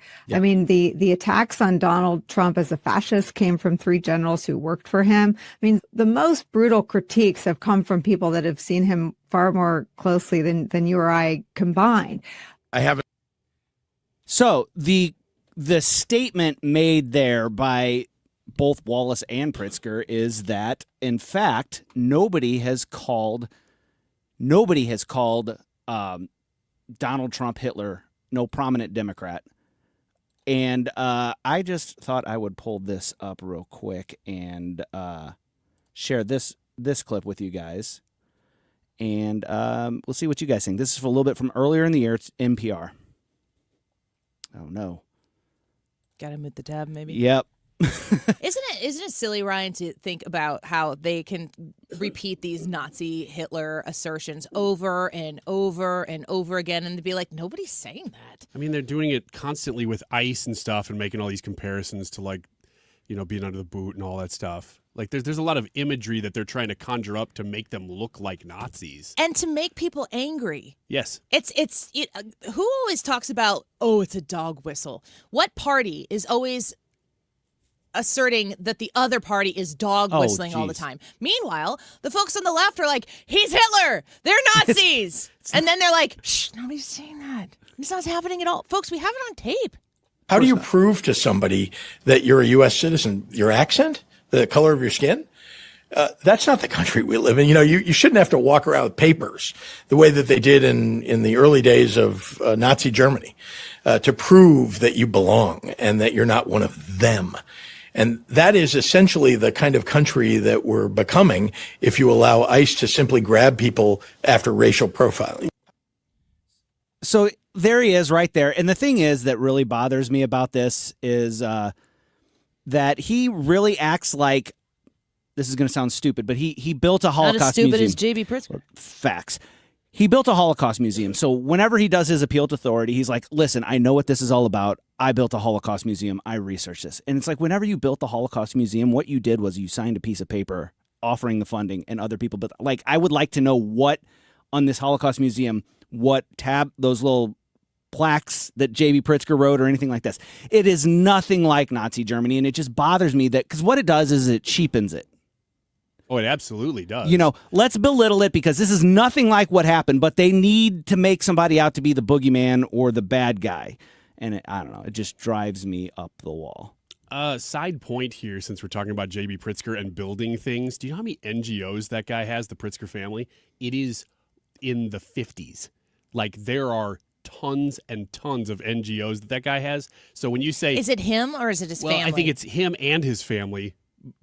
By extension, so what's he involved in? I don't. It's the Pritzker names on all of them though, and he has so many of them that it's really hard to track all the money that's come into them. So when he quote unquote builds something, it's not through Illinois money a lot of times, and it's not through private money because he could do that because he's rich. It's through NGO money. Not all the time, but a lot of times. You ever not stayed at a Hyatt because of that? No, I don't even think about it. Oh, I do. I wish I I'll would. sleep on the streets. Which is probably what he wants me to do anyway. The Pritzker family owns the Hyatt hotel chain. The family gives me the heebie-jeebies. It irritates me. Have you guys, and speaking of making your skin crawl, have you guys heard Donald Trump talking about third term and all of that other stuff? Well, when this happens, even Missouri's own Josh Hawley is asked about this, and I've got this clip here of Hawley in the halls of the Senate. And he is asked about, what do you think on Donald Trump's claims of a third term and stuff like that? Which, honestly, we'll talk about it afterwards. Well, I have a pardon, and then that'll go to court. So we may see a lot more of this. Keep your constitutional hat on okay, for a moment. yes, always perilous. Do you see any way that the president could run for a third term as he's been teasing? No, and I think he's trolling you. I mean, I think he'd probably give you a Trump 2028 hat. I have one, but no, I think the Constitution's pretty clear. Your colleague Senator Tuberville was sort of open. Steve Bannon keeps this idea out there, and so did Tuberville just now downstairs with me. Well, listen. All I can say is the Constitution is pretty clear on this, and I don't want to. The president, I think, has ruled this out, but I think that we could change the Constitution. I mean, that would be the way to do it. Would you want to do that? No, I'm a term limits guy. Like I think we ought to have term limits for Congress. So if you're asking me, I want more or fewer term limits? I'd like more, not fewer. So every president complains about the fact that they're term limited, but Congress isn't. And good point. Congress should be too. I mean, that's the way I would go. So just to be clear, you're okay with the trolling part of it, but you don't want to actually see him try to do it. Well, listen, I mean, the Constitution is what it is, and he knows that. He said that. I was just going to say. All right, where are you guys at on Trump 2028? I listened to the Hawley clip, and I was in lockstep with what he was saying there. Yes, the Constitution is what it is. If you want Donald Trump a third term, then you have to change the Constitution. I don't support that. I'm cool with just having 2 terms of presidents, even if you have really good presidents, really excellent presidents like Donald Trump. But I agree with him. I think that Donald Trump is just trolling, and that he's just doing this because it gets a rise. I think it's funny whenever Democrats hear this and they turn themselves inside out, like they think that this is going to happen. And I really don't think that it is. He says at the end of that, the Constitution is what it is, and Donald Trump knows that. I think that's the whole point, is that Donald Trump does know this. It's an unserious conversation. On purpose. Intentionally unserious. Just like we're saying, where the left continues to throw out the term Hitler and Nazi and do it in a flippant way that it has to be so disconcerting to the people who have family and relatives who lived that experience and survived that experience, and those who know that they have family members who did not survive that experience. These people are unserious people. They wake up, they're the influencers. They're the people who are leading voices in the leftist activist wing of the party. And anybody who comes up to me and like, so your king's going to run for a third term, huh? I'm like, yes, he is. Yeah, you bought it. I cannot wait to vote for him for a 4th time. That means that they bought it, though, which is kind of the point of doing it. But I can't bring you back. Yeah. You're gone. Something's going to have to happen to change your mind that is beyond my capabilities.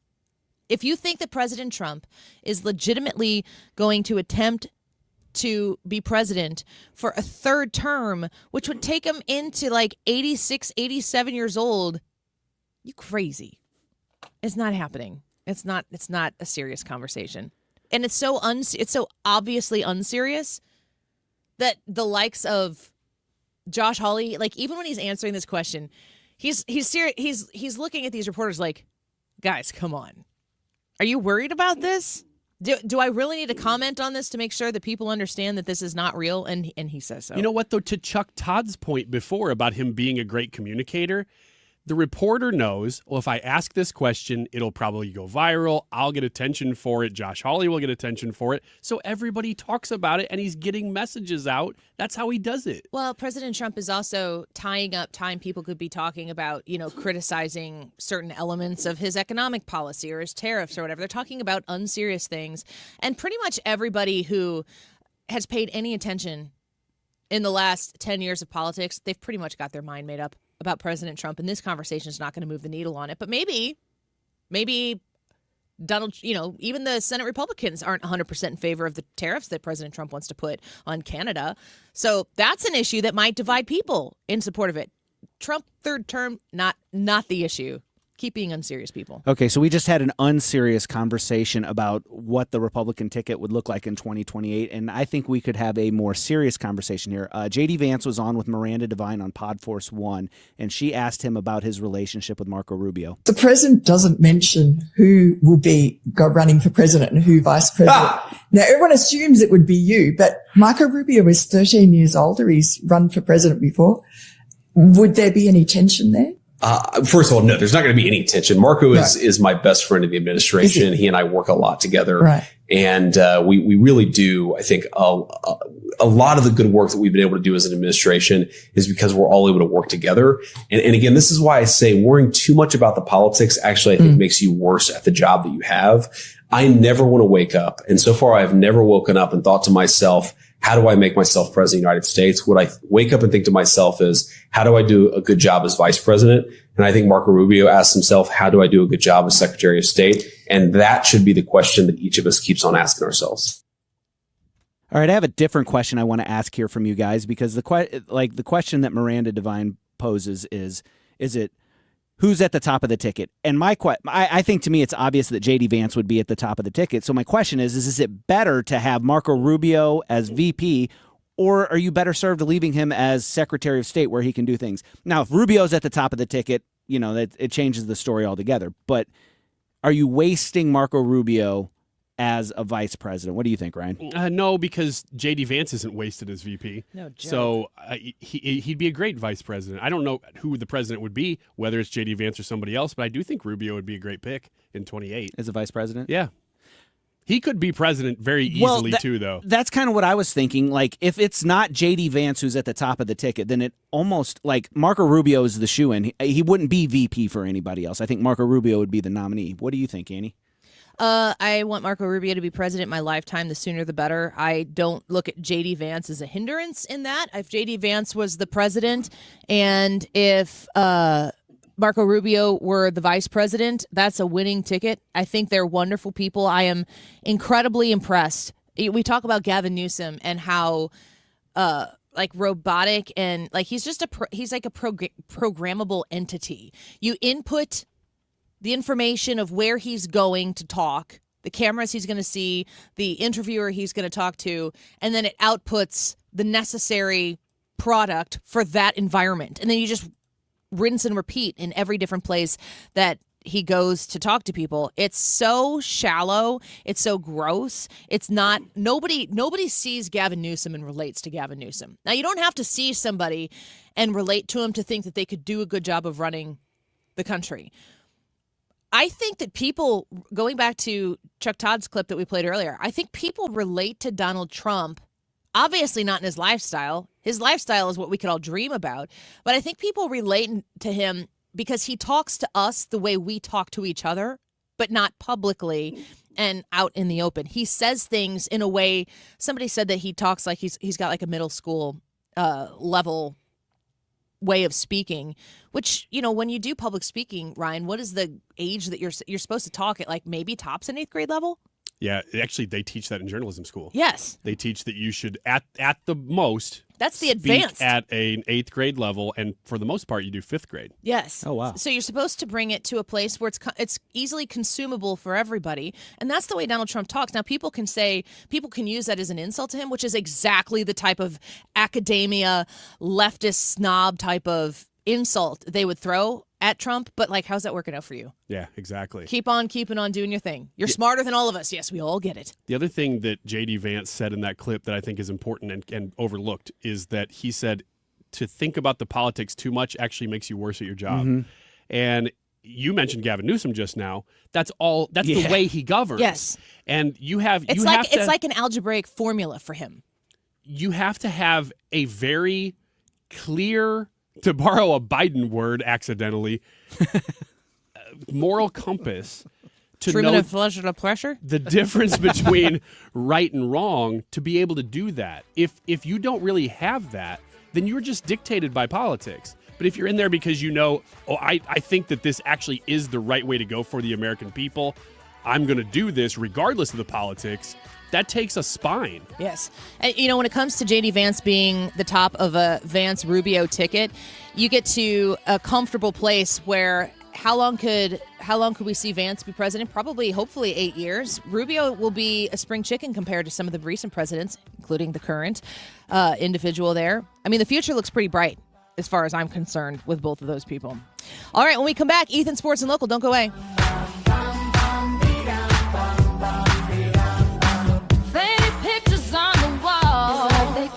Are you nearing retirement and don't know if you have enough money saved to retire? That is scary. Do you have a written retirement financial plan in place? Well, when it comes to retirement planning, the trusted team at Financial and Tax Architects are the best. They've helped people all over St. Louis retire with confidence. And that's what you want. You want to retire with confidence. Now, they offer a 1-night, 2.5-hour adult education class called Retirement Planning 101. They hold these at colleges over the St. Louis area and in Illinois. No cost, no obligation, just learning. And at this class, you learn how to avoid costly mistakes, how to maximize your income, how to reduce taxes in retirement. So call them today, 314-888-5101, or visit fta-ria.com and take the first step toward a smarter retirement. 314-888-5101. It's time for you to get to know my friends at Lit Cigar Lounge in Chesterfield, where luxury meets comfort. Mark Cox here. They have a great selection of rare bourbons, whiskeys, craft cocktails, anything you like to drink, cold beer, premium hand-rolled cigars from the finest makers in the world, even private lockers that are available if you choose to. Perfect for date nights or business meetings, and live music every Friday night. Family owned and operated. Check them out in Chesterfield at the District. It's litstl.com. Sponsored by Progressive. We make the claims process easy so you could get back on the road in no time. It's why over 43 million drivers trust Progressive. See for yourself at progressive.com. You're listening to The Annie Fry Show on 97.1 FM Talk, St. Louis Conservative. Hold up. Check it out. Sports and Local. Hannaford's hometown hits, home runs, and happenings. Okay. Some alliteration going Ethan, on you're kind of doing it all here today. A little bit. Sorry, we're having fun. It's a good time. It's Halloween. Nice. I can't not listen to it. This song is so good. Did anybody in here watch The Sopranos? No, just you. Mm-mm. All right, well, just... I didn't know he was even from that. Yes! Oh! Mm-hmm. He's driving through, Jersey. It's a cool open. I do know the open of the show. Yeah. That's why I picked the song, because I just like that open. Love it. What do you got? Blues? What do I got? Yeah. Did they lose again? I don't even know. I got Blues. I was there last night. Brad was texting me about it. Brad, why don't you give us your report of the Blues game last night? You were talking about Snuggerud. Is it Jimmy Snuggerud? Mm-hmm. He's up because Robert Thomas and... No. Who's injured? Thomas is injured, but Snuggerud was already up. He was already up. Yeah. So Snuggerud is going to be real good. He is going to be an amazing hockey player. But the veterans look kind of, I don't know, bad. Like the passes don't seem as crisp when they're on the ice. They're missing it. They're throwing it to open spots. I mean, the Blues, Annie, to answer your question, the Blues lost in a shootout. And Braden Shen was the second Blues player to do the shootout. Third, he was the third guy, and he just lost control of the puck. He didn't even get a shot off. It just came off of his stick and went into the corner, and that's that. That was so painful. So Braden Shen is going up the ice during the shootout, third leg of the shootout, and he just mishandles the puck, doesn't even get to shoot it. I mean, while he's just casually skating. And then the next shooter for them scored, and the Blues lost their 6th straight game. So, that's fun. We love watching St. Louis completely fall to the ground in Maybe their sports. Yadier Molina wants to help them coach. Mm-hmm. I don't think that is going to happen, but we'll just have to wait and see. The Blues are back in action tomorrow night against the Columbus Blue Jackets, and the Blues now are 5-2. They've won 3 games? They've won 3 games. Are you going to talk to us about Yadi? Do you want me to talk to you about Yadi? I want to know what you think. I saw the news yesterday that it's not likely that he's going to be a part of the coaching staff, and I wanted to know your what's your podcast called? The Lou Sports Talk? Mm-hmm. I wanted to know the Lou Sports Talk with Ethan's opinion. So it is not looking like the Cardinals are going to add Yadier Molina to their coaching staff this year. And tell me lies, though. Tell me sweet little lies. Do that song, but like Monster Mash. Tell me lies. Tell me sweet little lies. What's the next word? Tell me lies. That's all. That's all alone, and I can't disguise. We should have had you do all the bump music today. Anyway, back to Yadi, obviously. The Cardinals will be bringing back their entire coaching staff from 2025. And I don't know. I mean, Yadier Molina, I think, has the potential to be a really good coach someday. I'm not saying that couldn't even be now, but I don't know if St. Louis is the place where it makes sense, at least right now. We are 3 years removed from this guy wearing the jersey as a player. And I think too soon? Calling the shots. I think it's too soon. One, because calling if the it shot with doesn't, a bunch of veterans, though, if it doesn't go, I'm not even worried about that necessarily. If it doesn't go well, how does that change the city's view of Yadier Molina? This guy is. I think that the city would just go with Yadi. If there's a side A or a side B to any issue, I'm side Y. Maybe, but if they start losing and all of a sudden he's a part of the responsibility, and then they got to fire him. And then the other thing is, you bring in Yadier Molina, and all of a sudden, at least this is how I look at it, the attention is on Yadi. It is not on anything else. It is on one of the greatest catchers of all time. That's what the attention is on. And I just think that has the potential to just be, at this point, a distraction more than anything. I'm not saying that Yadier Molina wouldn't be helpful, wouldn't be beneficial. I just think that right now it's too soon. I think the other thing is, I know that Chaim Bloom and Molina, they've been having conversations, but at the end of Molina's career, he couldn't even stay committed to the team for a full 162 games. What about Albert? Now we're 3 years later, and we're all of a sudden Yadi, after being in it for 20 years, is ready to put in even more commitment than he did when he was a catcher. I don't know. It just seems a little like that would surprise me. I'm still Team Yadi. What about Albert Pujols, though? Albert Pujols had a 9.5-hour interview with the San Diego Padres this week. Yeah, but he's not hired yet. Not yet, but it's moving in that direction. Another guy did a 10-hour. Really? What was his name? Robert Smith. Ron Washington. Blue. No. Robert Blue. Yep. Interesting. Yep. I've never heard of him. You want to tell us more about him? No, don't ask him questions that you will absolutely get awful answers to. I just love watching him drown, Annie. That's what I love. I had to come up with his name, but he's real. Quick Rick says Gary Vood. The Mizzou Tigers are off this weekend. They will host the number 3 team in the country next weekend, Texas A&M. This weekend. Who's the best communicator of this generation? I don't know. Who would it be? It's a good question, Nathan. Yeah. Thank you for playing that. Sorry about that, guys. Illinois. Not as sorry as I am. Illinois plays host to Rutgers, 11 o'clock kickoff on Saturday on NBC. And the Illini coming off of a loss last week against Washington. 12.5-point favorites in that one. Okay. Some new information on St. Louis committing some money to expand some winter shelters and also aid some tornado victims. The St. Louis Board of Aldermen are planning to formally introduce 3 bills today to address winter shelter needs and help vulnerable residents, including residents impacted by the May 16th tornado. In total, this is $13 million worth of commitment from the city. One bill is going to propose utilizing over $9 million from a one-time surplus in the city's general reserve funds. These funds will support winter-related emergency housing, home repairs, sheltering, and rental assistance. Another one is going to use about $3.5 million in the Rams settlement interest funds to enhance some winter shelter facilities. And then a third bill will redirect $1 million of Rams settlement funds to the Impacted Tenants Fund. This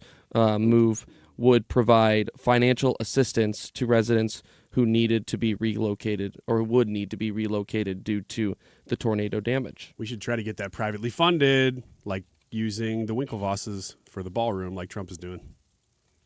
Do you have their number? The Winklevosses? Who's the Winklevosses? They were the ones that got all the money from Mark Zuckerberg because they sort of invented Facebook, but not really. Oh, yeah. Okay, now I'm following you. Are they throwing money around or something like that? Well, they became pretty big financiers. Like philanthropists or something? No. They were investment guys because they all went to college together with Zuckerberg. You ever watched The Social Network? Yeah, a long time ago when I was bored. So I think because of that, their last name became famous. And so they became, I don't know, like faces for a lot of companies that were doing investment, although they were already in that world. But they used that to then be like, well, we're the Winklevosses. I can't imagine how insane that settlement was. And so they've actually made a lot of money, not just on that settlement, but after that settlement from the publicity of it. So they're actually pretty wealthy. And they are donating a lot of money for the ballroom. Well, how about that? I got more zoo news. One more. Zoo news time, baby. Yay. The St. Louis Zoo Wildcat. Be careful, Ryan. I turned his this mic didn't off go today. very well yesterday. I turned it off. Zoo news did not go very well. You gotta yell yesterday. really loud. Let's create some new animals. The St. Louis Zoo Wild Care Park is welcoming its first 2 resident giraffes to the zoo's new Safari Park and Conservation Center, coming to North St. Louis County in 2027. Daniel, the 20-month-old reticulated giraffe, originally from the Living Desert Zoo and Gardens in California. Is it going to be a baby giraffe? It couldn't be if it's 2027, right? Have you ever seen baby giraffes? They're so knobby. Yeah. They're knobby and they look funny. So cute. They're small versions of the big ones. Someone from the zoo, though, said that both Start giraffes, calling you National Geographic. Both giraffes are settling in well as the first residents of Wild Care Park's state-of-the-art 38.5-foot tall giraffe barn. What breed was that? Tickle giraffes? Reticulated. Reticulated. What makes a giraffe or a python, for that matter, reticulated? Well, when two giraffes love each other. I just read the No, not news what makes stories a that I reticulated find. giraffe. What makes a giraffe I'm not here reticulated? for science class. Ryan? Such a good question, Brad. What's- Ethan, I think what that music deserves did an you answer. What music did you What the suggest heck they do play you want me to yesterday say at the to zoo? that man? Come on, dude. I don't know, What man. makes a giraffe reticulated, by the way, since you had read that? They can, Or a python, for that matter. They can stretch out. Brad, are you That's familiar with this show? reticulated. They can What makes stretch an further. accordion Indeed. reticulated? We have zoo news. I guess I don't get to ask. I just love it because I definitely did not know that, but apparently you did, and maybe Ethan did because you answered the question.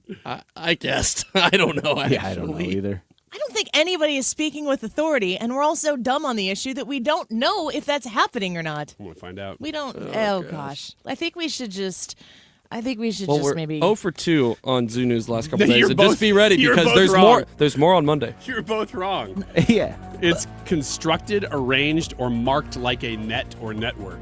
So it's spotted or striped or whatever. It's just reticulated. Thank you. There you go. Are we at the conclusion of the reticulated giraffe story now? I don't know. I think that we could probably carry A this little more through. research in the break? Yeah. All right. YouTube live chat poll for right now. How old is too old to go trick-or-treating? Teenagers, high school, college, or you're never too old to trick-or-treat. Andy Fry YouTube channel. Go vote. And the live broadcast right now. We'll be right back.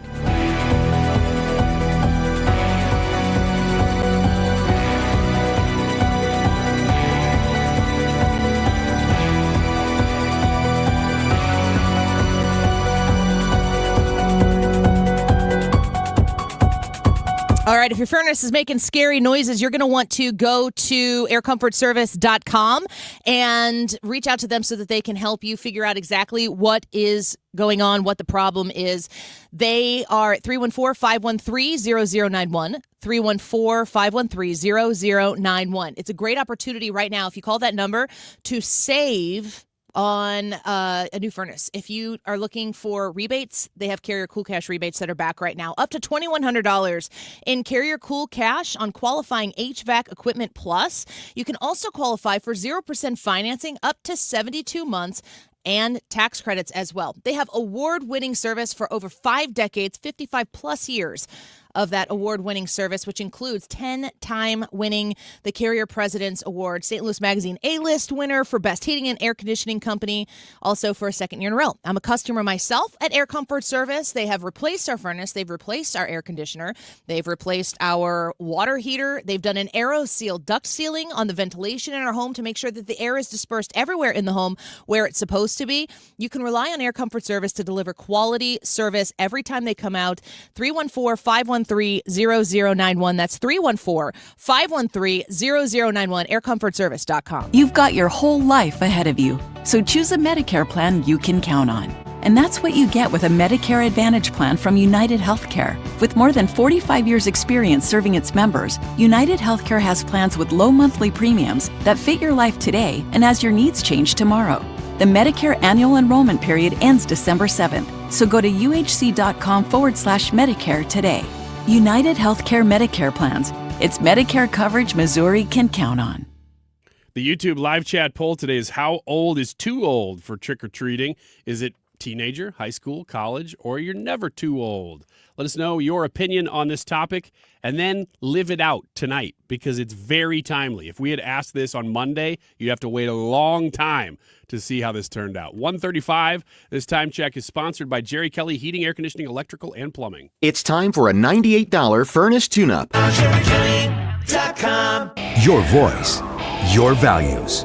97.1 FM Talk. St. Louis Conservative.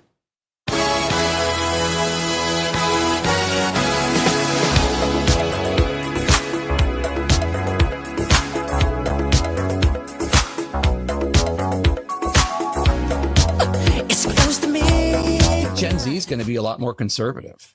I think that just from my experience knowing Gen Z kids, my kids and their friends and whatever, I sense a much more skepticism of, and I think it is a reaction to Gen Xers and millennials forcing on them progressive views in school. Yeah. I just think that it's not just that he is reshaping and remaking politics and normalizing things that weren't normal 10 years ago. I also think it is a reaction to the failures of progressive movements to achieve what they wanted to achieve, whether it's Bernie Sanders, whether it's Black Lives Matter, whether it's Me Too. That's you listening to Jake Tapper. So far we've heard from Chuck Todd. We've heard from Jake Tapper. Chuck Todd saying a little bit earlier in the show that he thinks that Donald Trump, what did he say? What was the qualification? The greatest communicator of this time, or a political communicator? Most effective. Most effective.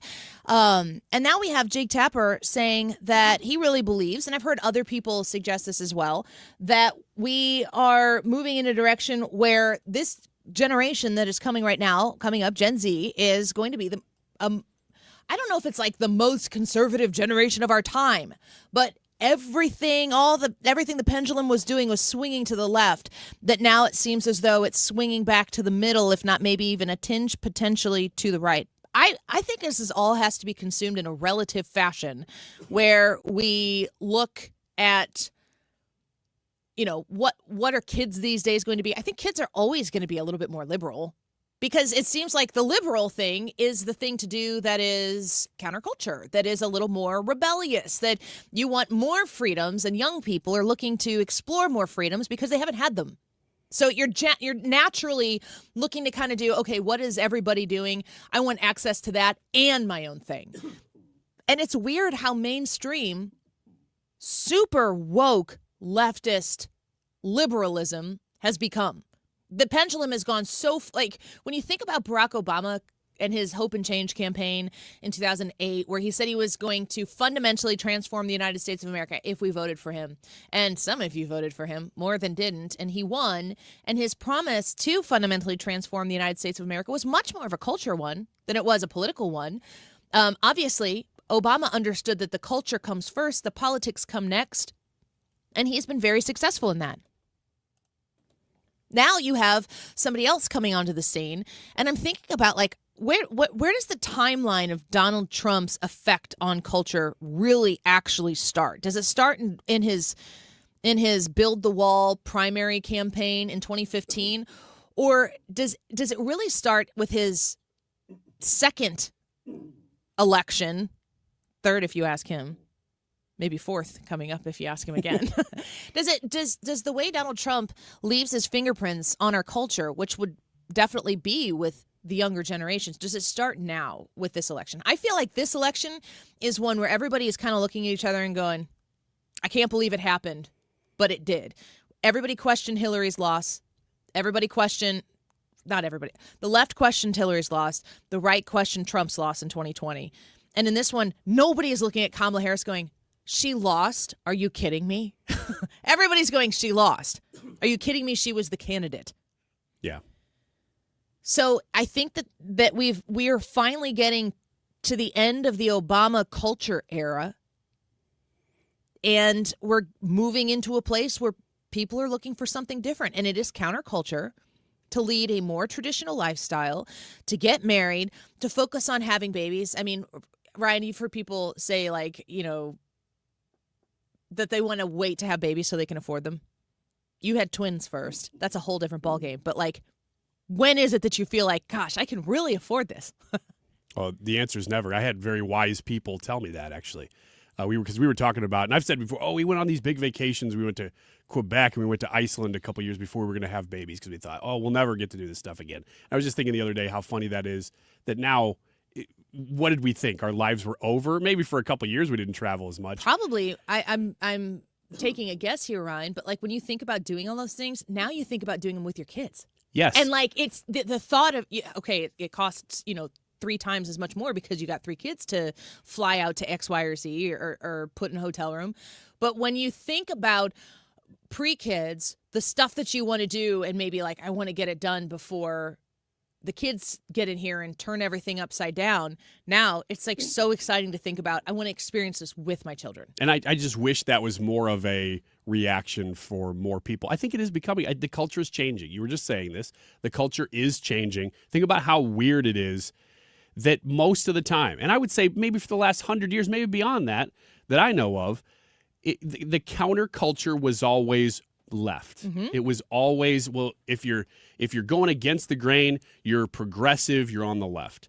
What does it mean now that the young generation, they may not be all conservatives, but they're way more conservative than most generations of that age have been? And the reverse is true with old people. Old people typically are the most conservative because they don't want to see change as much. They're set in their ways.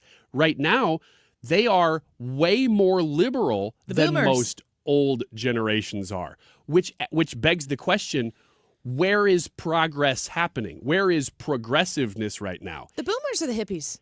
Yes. And I think that part of the timeline actually matters too when you're talking about people who fancy themselves to be liberals and progressives. The hippies were liberal in a way that isn't liberal anymore. And I've seen a lot of people in the LGBT world talk about, these are people who are, very outwardly and openly gay. And they talked about what they went through to fight for gay rights. And they're like, this movement that we see today, they refer to it as the Pride movement. They're like, this is not what we fought for. We fought for to be seen as people. The most recent video that I saw was it was a woman who was saying, like, we fought to not be seen as a disease because there was an AIDS implication that had to do with the original thing. Like, you wanted to be seen as an equal in society. And that took a lot of fight and vocalization in order to make that happen. Those hippies of days gone by are now the meemaws who are retired with idle hands, who can go out and protest at noon on a Friday hello to everybody right now who's doing that. And they're fighting to keep the status quo. And what's the status quo? It's big government liberalism. And they can't fathom that we would move away from that. It's such a weird time to be in America. And again, we've said it before, this era, starting in 2015 through the next 3-4 years, is going to be known as the Donald Trump era. Yeah. I know that it was punctuated by another president there, but it will be known as the Donald Trump era because he's that consequential. So there's like the very aggressive influencer motivation to have kids, obviously get a committed relationship, find your one person, build a future with it. But Brad, you deal with youth and everything right now too. There's another part of this culture influence. Listening to Jake Tapper saying that the Gen Z is going to be a much more conservative generation than the ones we've seen come before it. I think Christianity and faith just being something that can be talked about comfortably in public, that's another huge part of the influence. Well, the thing about it is like Jake Tapper missed this in his comments. He said that it was the failure of the progressive left to push their agenda. But what he doesn't realize is, and this is what I've come to realize about youth and working in youth ministry will push back on whatever the establishment thing is. So if the schools are out there saying, hey, this is what you need to do, the kids are going to say, I'm going to do the exact opposite. So by putting a bunch of progressives in school and doing that, kids have started looking at that. And this is like, I noticed this in my youth group, maybe in the last 2-3 years, kids are coming out and they're sounding like we sounded whenever we were in high school, making the same kind of jokes, laughing at the same kind of things, being less uptight about things, all of that other stuff. They weren't worried about being problematic anymore. And it's because they have as weird as it may sound, a rebellious nature. And then like you were saying, Christianity now is the only rebellion that there is left out there. Everybody is going out there and trying to live the alt lifestyle. Everybody was like non-binary or I don't fit into this box or whatever. And these kids are looking for something real and something substantive. And the alternative to what has been pushed for the past 10 years is traditional Christianity, conservative ideals, all of that other stuff. They're just rebelling against the modern culture. And you know what? A win is a win. I'll take it. I hesitate to go back to this, but Jill has just emailed the show, and the subject of the email is reticulated. What is she saying different than what Google was saying? I don't know what you guys were saying. I wasn't honestly listening because I was running the board. So today I'm running the board again like I did a few Fridays ago. But whatever we did was so painful that she felt the need to email us. And it says reticulated in the subject. It just says it means net-like pattern on skin to help camouflage. LOL. Thank you, Jill. Thank you, Jill. Yes. Jill, just keep emailing the show. Anytime you have something that you're hearing here that you you could contribute a little bit, especially when we get into the animal kingdom. I mean, I don't think there's anything wrong with. We'll take all the help we can get.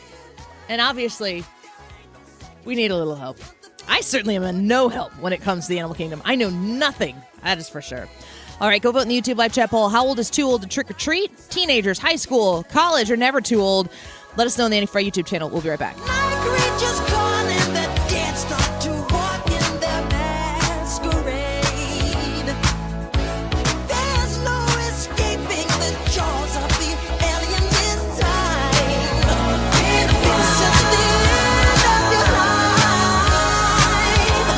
So let's talk about the Dittmore Group, Tammy Dittmore, Tammy, Zach, Pat, Abby, and Trisha. The DittmoreGroup.com is the website. If you're looking to list a home, if you're looking to buy a home, you need an expert realtor. And Tammy Dittmore is there to make that case for you, to put your home on the market, to put yourself in a position where you can comfortably follow her advice. Now, advice from a realtor can sometimes be difficult to take because they're like, hi, I'm coming into your home. You've lived here for 20 years. You need to change everything. Well, really, that's to depersonalize your home and make it so that somebody else can come see your home and consider their future inside that home, which means, yes, some of those personal touches need to come out of it. Maybe some of them don't. But when you have an expert who's willing to be kind and honest with you, you can position yourself to be right there with an expert with 50 plus years of experience, the number one team and the number one office in the Metro East with the Dittmore Group for that top dollar sale, because really, isn't that what you're looking for? Because you want to get into the next home. Call them at 618-531-4652. That's 618-531-4652. Find them online at thedittmoregroup.com. 25 years of 97.1 in St. Louis. Hey, it's Markley Van Camp and Robbins. Happy 25th to 97.1 FM Talk. Telling the truth as the leading conservative voice in St. Louis. Doing things the right way is a tradition. Here's to 25 more years. eBay has reinvented vehicle buying. From click to curb, everything's covered. Ever try to buy a car online and end up in a parking lot with a stranger and some blind trust? That era is over. Now with Secure Purchase, eBay isn't just where you find your car. It's where you buy it, start to finish. Title, financing, registration, delivery, it's all built in. This is the modern way to buy your next ride on eBay. eBay. Things people love. Secure Purchase is powered by Caramel Dealer Services, LLC, an eBay subsidiary. It all comes down to this, folks. Yep, the entire season is on the line. But my throat has officially thrown in the towel. Sounds like you need Vicks VapoCool drops. They're max strength and vaporize sore throat pain. Whoa! These VapoCool drops hit fast. Speaking of fast, did you just see that play? Yeah, he vaporized that ball. That pun should have come with a penalty. Vaporize sore throat pain with Vicks VapoCool drops. Use as directed. You're listening to Leaf Filter Radio, and the guru of gutter protection himself, Chris Coonahan, is here to take your most pressing leaf-related questions. Hey, everybody, Chris here. I understand we have Ron on the line. Ron, where are you calling from? Uh-oh. Ron, are you calling from a ladder? Well, I was.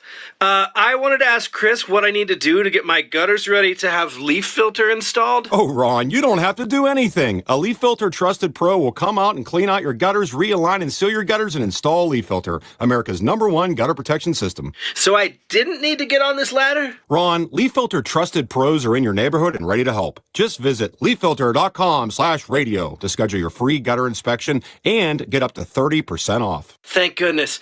What was that site? To get this special radio offer, go to leaffilter.com/radio for your free gutter inspection today and get up to 30% off. That's leaffilter.com/radio for up to 30% off. leaffilter.com/radio. See representative for warranty details.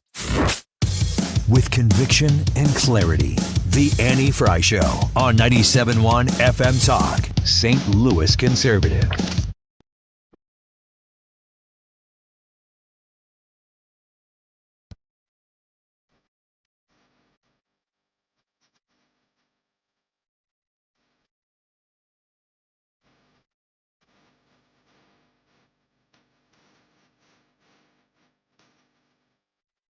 Look at this clip of a wine mom at the No Kings March. Play the clip.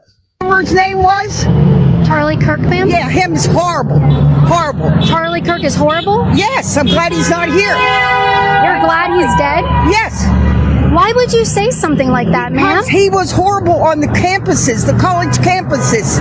Horrible person. You know what? I do the exact same thing. Well, would you be glad if I would die? Maybe.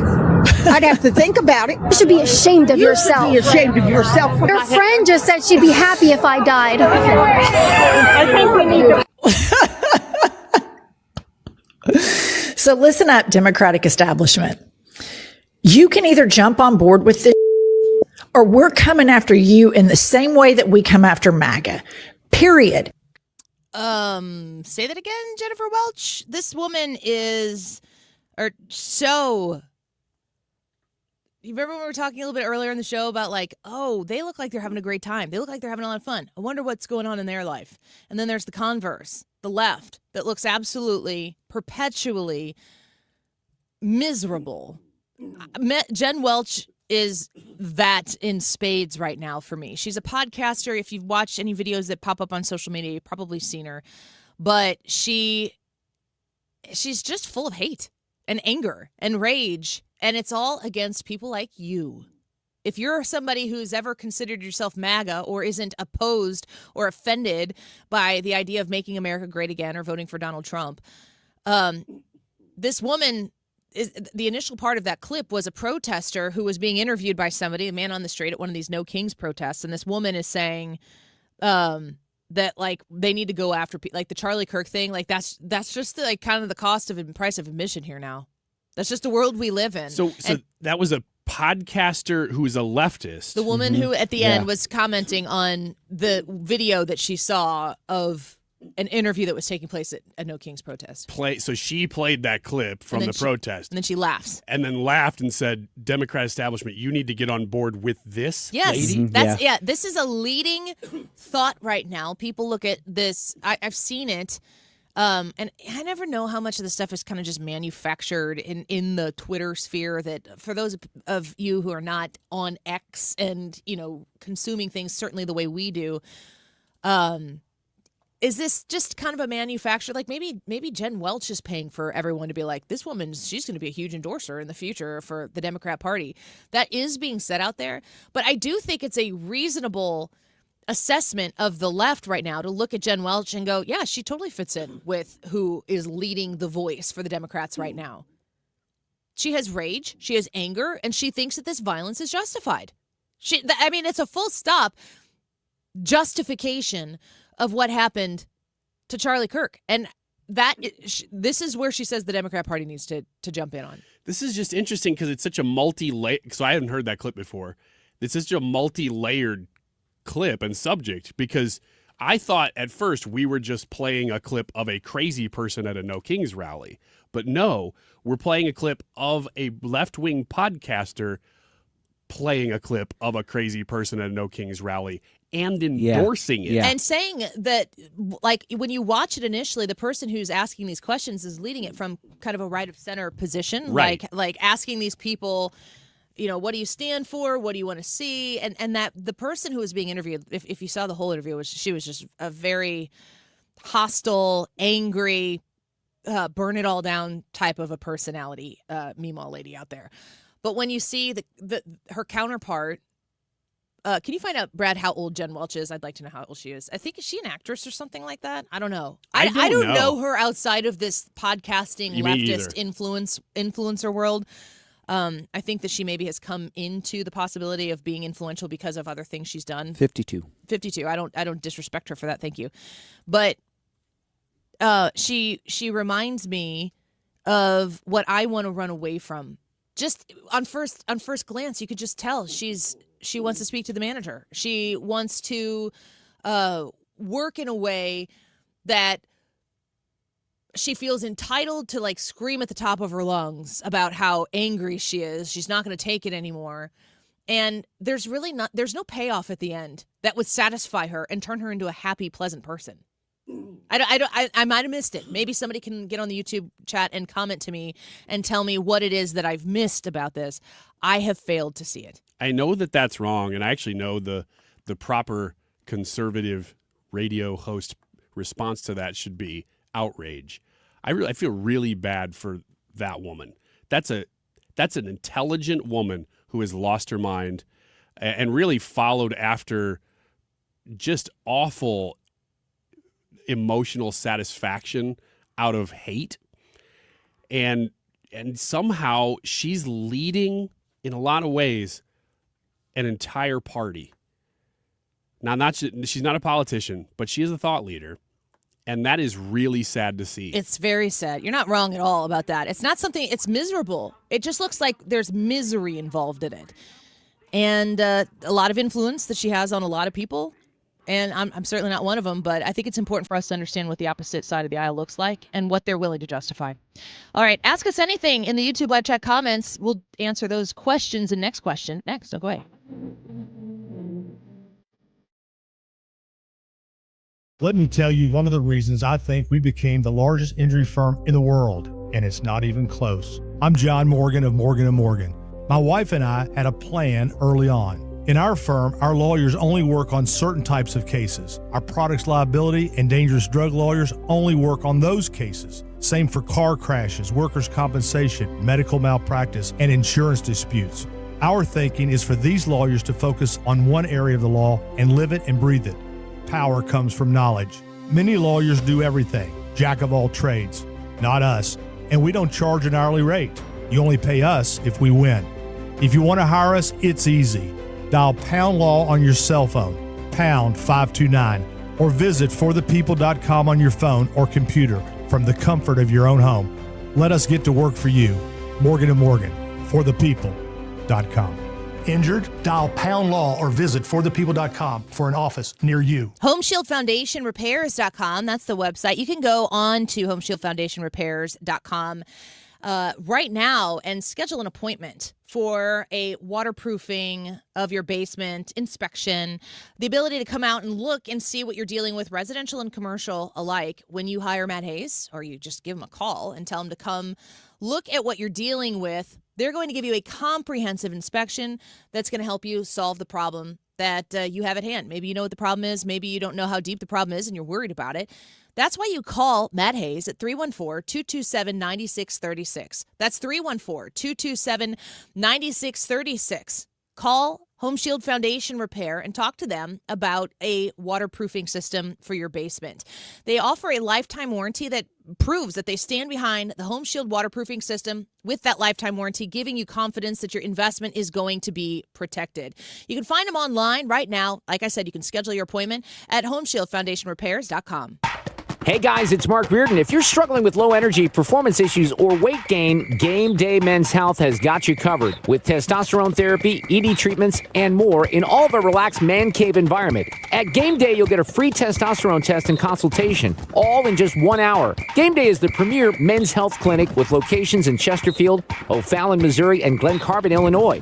Visit GameDayMen'sHealth.com. That's GameDayMen'sHealth.com. Get back in the game with Game Day Men's Health. Hey, it's Mark Reardon. If you're nearing retirement or already retired, call my friends Thomas Helbig and Bob Kershaw with the Retirement Advisory Group. They'll show you how linking to the market is much safer than owning the market for your retirement savings. They're the official financial advisors of my show. Go to retirementkey.com. 25 years of 97.1 in St. Louis. Hey, it's Dana Lash. Congratulations to 97.1 FM Talk on 25 years, the station where I got my start.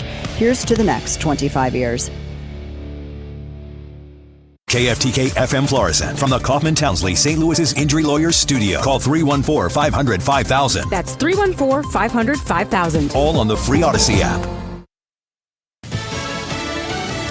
Two federal judges land on the same page. I'm Lisa Brady, Fox News. One judge in Massachusetts, the other in Rhode Island, both just telling the Trump administration it must use contingency funds to keep food stamp assistance going during the government shutdown. But Agriculture Secretary Brooke Rollins telling reporters earlier, it is a contingency fund that can only flow if the underlying appropriation is approved. And listen, even if it could flow, it doesn't even cover half of the month of November. So here we are again in 2 weeks having the exact same conversation. Rollins has said SNAP benefits will be suspended tomorrow because of the shutdown. In today's rulings, the judges order at least partial funding of the program and for a progress report by Monday. President Trump blames the shutdown on Democrats blocking a stopgap bill in the Senate. The Democrats just don't know what they're doing. I don't know what's wrong with them.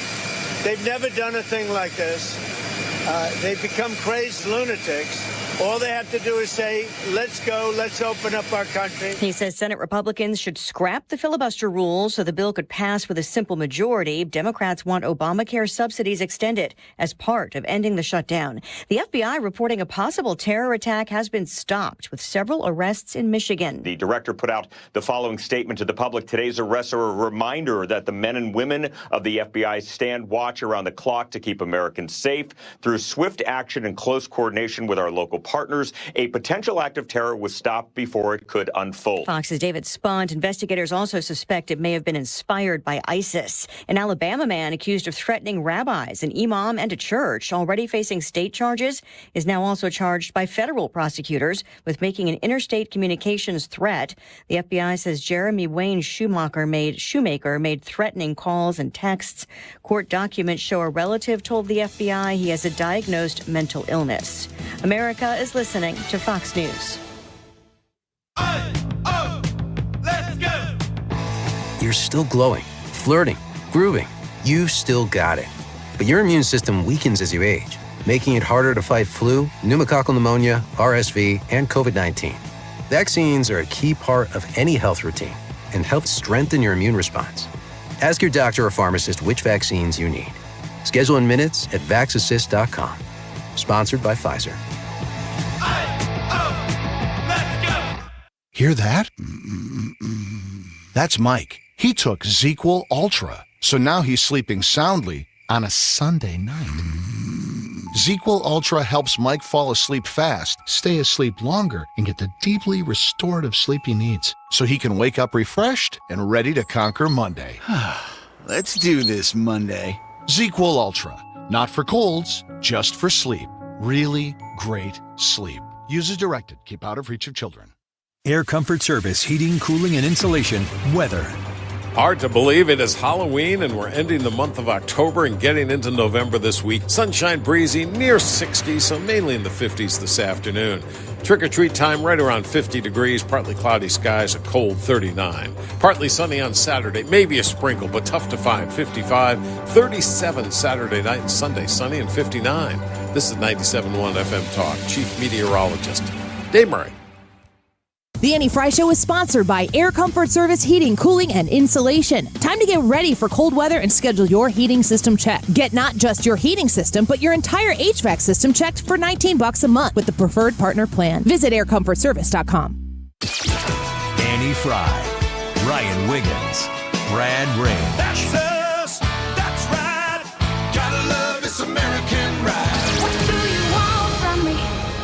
I'm not America's sweetheart. For goodness sake, kid. Keep your voice down. Your father's listening to the radio. I'm not America's sweetheart. This is the Annie Fry Show on 97.1 FM Talk. Halloween is here, and we are as well for a Friday afternoon here on the Annie Fry Show. Thank you for being with us this afternoon.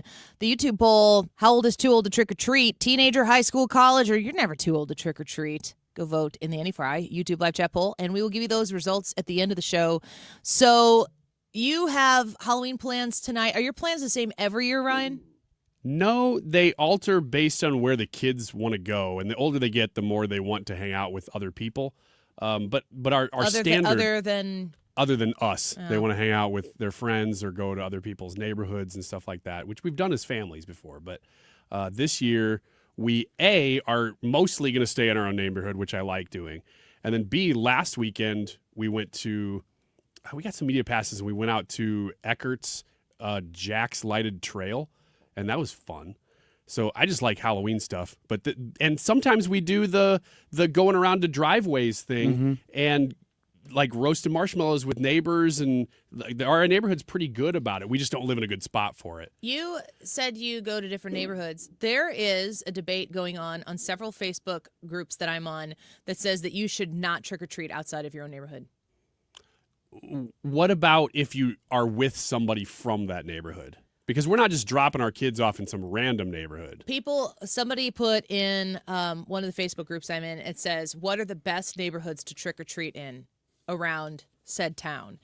And several people are like, oh, go to this place, go to that place, and make sure you hit up that subdivision. And other people are like, the best place is the subdivision that you live in or the street that you live on, and that it's inappropriate to relocate. I think if you're going, that you have to be, what? Go finish your thought. What? You got my attention. These old curmudgeons out here, you stay in your neighborhood and you don't go anywhere and blah, blah. No, go have fun. Go have fun. I know where Brad lands on this issue. I do too. I actually think that you should be tethered to the neighborhood you're in. If you're friends, if you're with your friends, then and they're tethered to that, I don't think you should just go to random neighborhoods that look like they might give out good candy and go trick or treat there. But I can speak with authority to this issue. My neighborhood's entirely too small for the families that live there to just stay in that neighborhood and have a good Halloween. They could kind of go down and maybe hit 5 or 6 houses. And you live in a big neighborhood. That is not a big neighborhood. That whole side of the street. I mean, I would consider everything on that side of the street out on the other side of the baseball fields. That's neighborhood.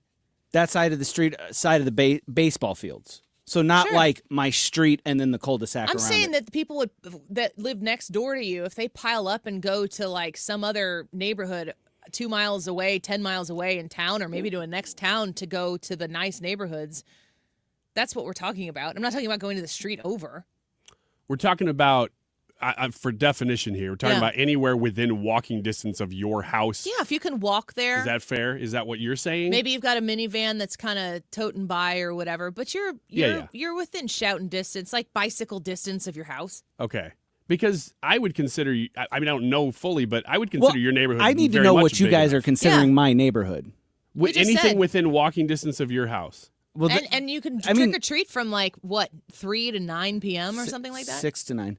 It's In much O'Fallon. earlier than that in Glen Carbon and Everett. So you could tap out your entire neighborhood by walking it? Well, I think what I'm thinking of as my neighborhood is significantly smaller than what you guys are thinking of. So if you're saying everything to that side of the park, then yeah, absolutely, there's plenty there. Regardless of whether it's your neighborhood, though, you do bring up an interesting point within this debate. What if you live in a very small neighborhood? What do you do then? You go with somebody, and you're adjacent to somebody. You go to grandma's neighborhood. So you're still anchored to somebody. Yeah, but there are people. The post came up. I'm just going to say it was Edwardsville Connection on Facebook, which is where everybody comes to fist fight on the internet, I think. Every town has one of those. I know, and I just sit there with my popcorn. But someone posted something to the effect of, what are the best neighborhoods to hit up for trick-or-treaters this Halloween? And it was very divided as to what is appropriate to do. Can you neighborhood shop your trick-or-treating experience? I could see either because, again, I said this before, I can speak with authority to this, not because my neighborhood currently is like that. We live in a neighborhood it's nice to trick-or-treat, but we're kind of off the radar. People don't really do that. You live in a very suburban area where people could walk. I mean, to me, if in your neighborhood, which is, very nice, middle class, Collinsville, lots of houses, you couldn't walk the whole neighborhood. In a trick-or-treating You could night. go forever. It's not like you'd run out of opportunity. Right. But I did used to live in a different part of town, and there it was interesting because we didn't get a lot of local trick-or-treaters, but we had a ton of people that had been dropped off. And you just knew it. I don't know how I knew it. I just knew these kids do not live close by here. And part of it, I think, because I could see the car that, they were with a parent or something. They were just dropping them off in places. And I was real torn about it even then because I liked getting more trick-or-treaters, but I could see that if it got to be overwhelming, that if I'm having to buy bags and bags and bags and giant bags of candy Or you open your door for 45 minutes and the candy you bought for a night is gone. And That's then what I mean. Yeah, and then you're done. Then I'm going, well, shoot. And I'm not even doing this for kids that are close to here. They're from other towns and other areas. Then I felt a little weird about it while I was doing it, but it didn't overwhelm me, so it was no big deal. What makes a good neighborhood a good neighborhood? Like when these people are like, what are the best neighborhoods? Is it the candy? Is it the I'm sure experience? it's not that deep. I'm sure it's a place that looks like they'd give out good and big candy. I mean, wouldn't you, like, if you were dropping your kids off or you're taking your kids trick-or-treating, wouldn't you want your kids to not have to walk like 6, 7, 8 houses down? Yeah. Or, you know what I'm saying? The houses like are packed together pretty close. And, There's a nice and they're grid. participating because like sometimes in my neighborhood, years past, lights are off almost in every house, and then you've got 2 or 3 houses that maybe are handing out candy. So if you go to a house or you go to a neighborhood you that want an active like neighborhood. where the neighborhood is doing the thing. Yep, that's a good neighborhood. But those are, as Annie said, those are obvious. You just kind of know which ones those are, and those are the good ones. So do you drop your kids off there? It's about neighborhood shopping. Mhm. It's about going if you're like you said, a biking distance or a walking distance away from your house, whether you don't have to physically walk there in order to do it. Certainly, like with our 4-year-old little legs that are with us, sometimes we have the sliding door open on the van and they hop in and out, and we just 5-10 miles an hour around That's the corner. actually fun. Leaving the sliding door open and yes, doing that. it is. It's wild. But you're like, oh no, across town there's this neighborhood. They're gonna have a ton of good candy. Is it okay to go do that? Brad says go there first. I don't have any problem with it. I don't know. Go have fun. Yeah, but is it fun for the families It's to fun- have candy costs a lot of money. Exactly. Do you care about giving your candy out to your neighborhood kids? No. I kind of would, only if it became like a financial burden to me. Because aside from that, I think it's fun. I think I understand people who are, I remember my grandma would be like, I've never seen that kid in my life. And she lived in a small town or whatever, and so you knew all the kids. That I don't think that exists now, because kids aren't running around playing in the streets like they used to, even when we were younger. But I don't really know, like, how much candy do you need? Really? ton. I know I'm asking the wrong An person. absolute crap ton. How much candy does a child need? Enough to get you through the whole year. I think, and it does. We throw away Halloween candy every We do Halloween too. before we enter the new Halloween candy into the pantry. But it's all the crap candy. Yeah, it's all the dum-dums. Yeah. Sweet tarts. Do you go, oh, we could still get more candy. Let's go to the next neighborhood and the next neighborhood. Or do you skip, is it okay to skip your neighborhood? Here's actually and go to the nice neighborhood to get their candy. That's another reason I wouldn't like it, because I would say, generally speaking, if this was a poll question and I had to click yes or no, I would actually click yes, it's okay to do it. Yeah. I would fall on that side of you, Brad. I would agree with you because it's fun. And if I'm a house, I like more kids. If it's my kids, I like going to the good neighborhoods. It's fun. But there are situations, and one of them is oh gosh, can I keep up with enough candy if I'm one of the houses? The other is, if I live in a neighborhood that's not quite as good, and I know that the kids in that neighborhood are leaving my neighborhood to go to one that's a little more fun, well, that stinks for the neighbors. But because less people, our neighborhood last night, the one we belong to, had less houses participating than they traditionally do. And so I technically belong to one neighborhood. I'm in an HOA, don't get me started, on one neighborhood that I don't actually drive through the gates to get into my neighborhood. But yet they're like, give us your HOA money so we can landscape the back of the subdivision. We don't have time for that. But we're on the street and we're in between two subdivisions, and our backyard butts up to both of these subdivisions, so we kind of know people in both. So we did both of those subdivisions, and then we went to the one street that was over from there, and we went down that street. But I'm going to tell you, we started going at like 6:30. We went till 9, and that was enough space. And we had a car that was popping from one place to the next on long stretches so that it's dark outside and everything. We didn't really need, like, if we wanted to go other places and neighborhood shop for our trick-or-treating experience, we would have had to start doing that. Even with the neighborhood that we were in, which has, I don't know, 3-4 streets in it in a big circle that you go around. When you're walking and you're out and about, I just think to myself, like, I'm always trying to think, like, how much candy do these kids really need? Like, we all still have that mentality of when we were trick-or-treating. It was like, let's go. Like, you want to nail that night. You want to maximize the opportunity. But then you get done with 3 hours of trick-or-treating. The kids are all tired. They've been eating candy throughout the course of the evening. Their bags or their little pumpkins or whatever are full. And you're like, do I really need to go do this again and do this more elsewhere? I think that it's easier to say the answer is no. So let me give you guys an idea of where my headspace. I'm thinking more of the experience of the night rather than like how much candy can I get or whatever. And so you want to go to a good neighborhood that's say A, safe. B, I would rather my kids, I don't have kids, but I'd rather my kids do more trick-or-treating than walking. So there's more houses participating and all that other stuff. And to Ryan's point about people, like, it's like, well, what if you run out of candy? Well, if you run out of candy, you run out of candy. I mean, that's what Terry and I do. We purchase a certain amount, and if we're out by the end of the night, we're out. Yeah, but what about the neighborhood kids who don't get to start until 7 o'clock and they go down next to their next door neighbors and they had to shut their lights off because a whole bunch of people flooded the neighborhood and they were out before you got out and about? Well, it's simple to say on my neighborhood. That doesn't really happen because there's not as many people that participate in our Vicky neighborhood. asks, so asking for papers to prove they live in the neighborhood? I think that's what we're getting at. Yeah. I don't know. I'm just talking about Build the wall. Edwardsville Connection. Build the wall. Build the wall. You dress up as an Keep them in. No bueno. No bueno. I just found that to be a very interesting conversation. I have our best friends come trick or treat with us. Our kids have trick or treated together forever. We used to go to her neighborhood and trick or treat with them, and now they come to our neighborhood. But like my brother's family, they come and trick or treat with us because they live on a street in the country. There's nowhere to go. So they come to us, but the neighborhoods we still go into, we're the anchor for that. So I don't know. Like I can't imagine ever being like, where are you from? and then being like, get out of here, kid. I don't know if that happens.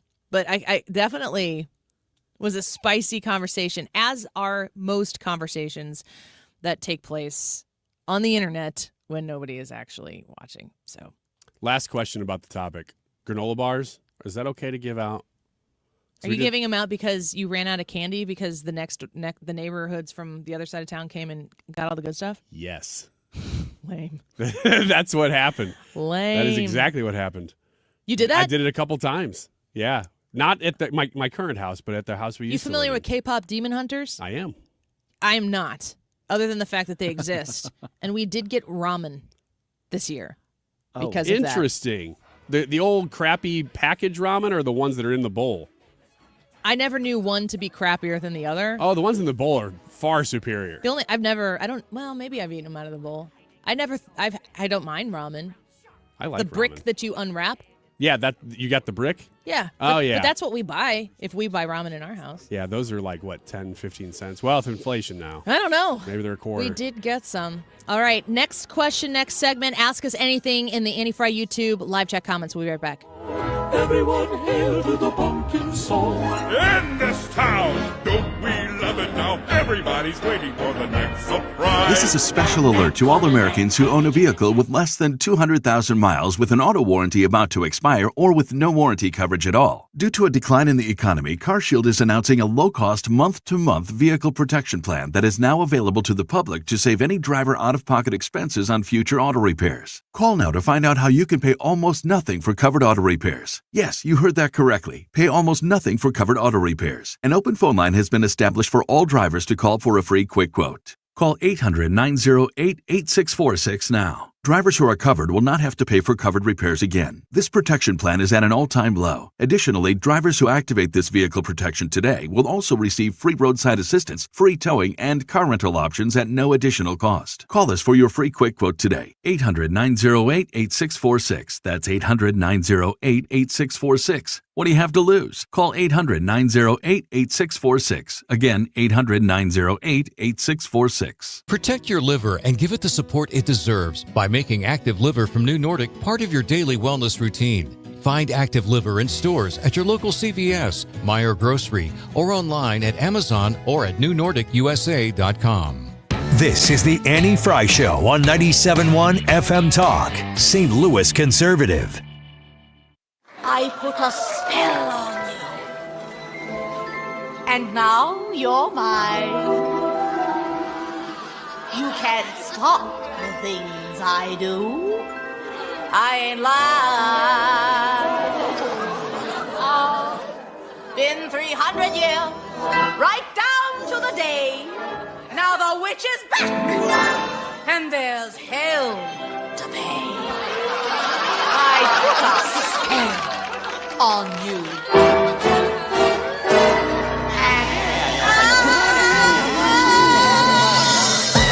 Hocus Pocus. I love that movie. You hate that movie, don't you? Or have you never seen it? I've never watched it, but I just don't like the idea of it. Why? Because they're witches? Yeah, because when I was younger, I was not allowed to watch that kind of stuff. And even as in adulthood, I'm like, I'm just weirded out by it still. Because they're witches because that chase children? I guess, yeah. I guess so. I love it. I think it's a good movie, but I do understand and respect the idea that sometimes I've thought about that before, and it's like the whole thing is about these witches who prey upon children and suck their souls out of, and every once in a while I'll be watching it with my kids, and I just kind of look at my kids like, you guys good with this? That's the plot? Yeah. They suck the souls out of people? Wow. Sarah Jessica Parker, who's like a sex pot witch in a child's movie, she's like really flirtatious and everything. She sings the song and lures children to them, and then they grab them. You can say it. You should be watching the YouTube channel. Yeah. Grab them, and then they suck the life out of them, their souls, and then they become young forever because they suck it out of the life out of the children. When you say it that way, it's really catchy music. Bette Midler, talented. Oh yeah, love Bette Midler. Lifelong talent. No. Hey, is Kathy Najimy in that movie? Yeah, she's the other I witch. love her. Just kidding. You don't love her? I don't really like any of those three starlets. I will tell you this too, though. The Hocus Pocus, the second one that they made, was actually kind of not terrible, I would say. The new one?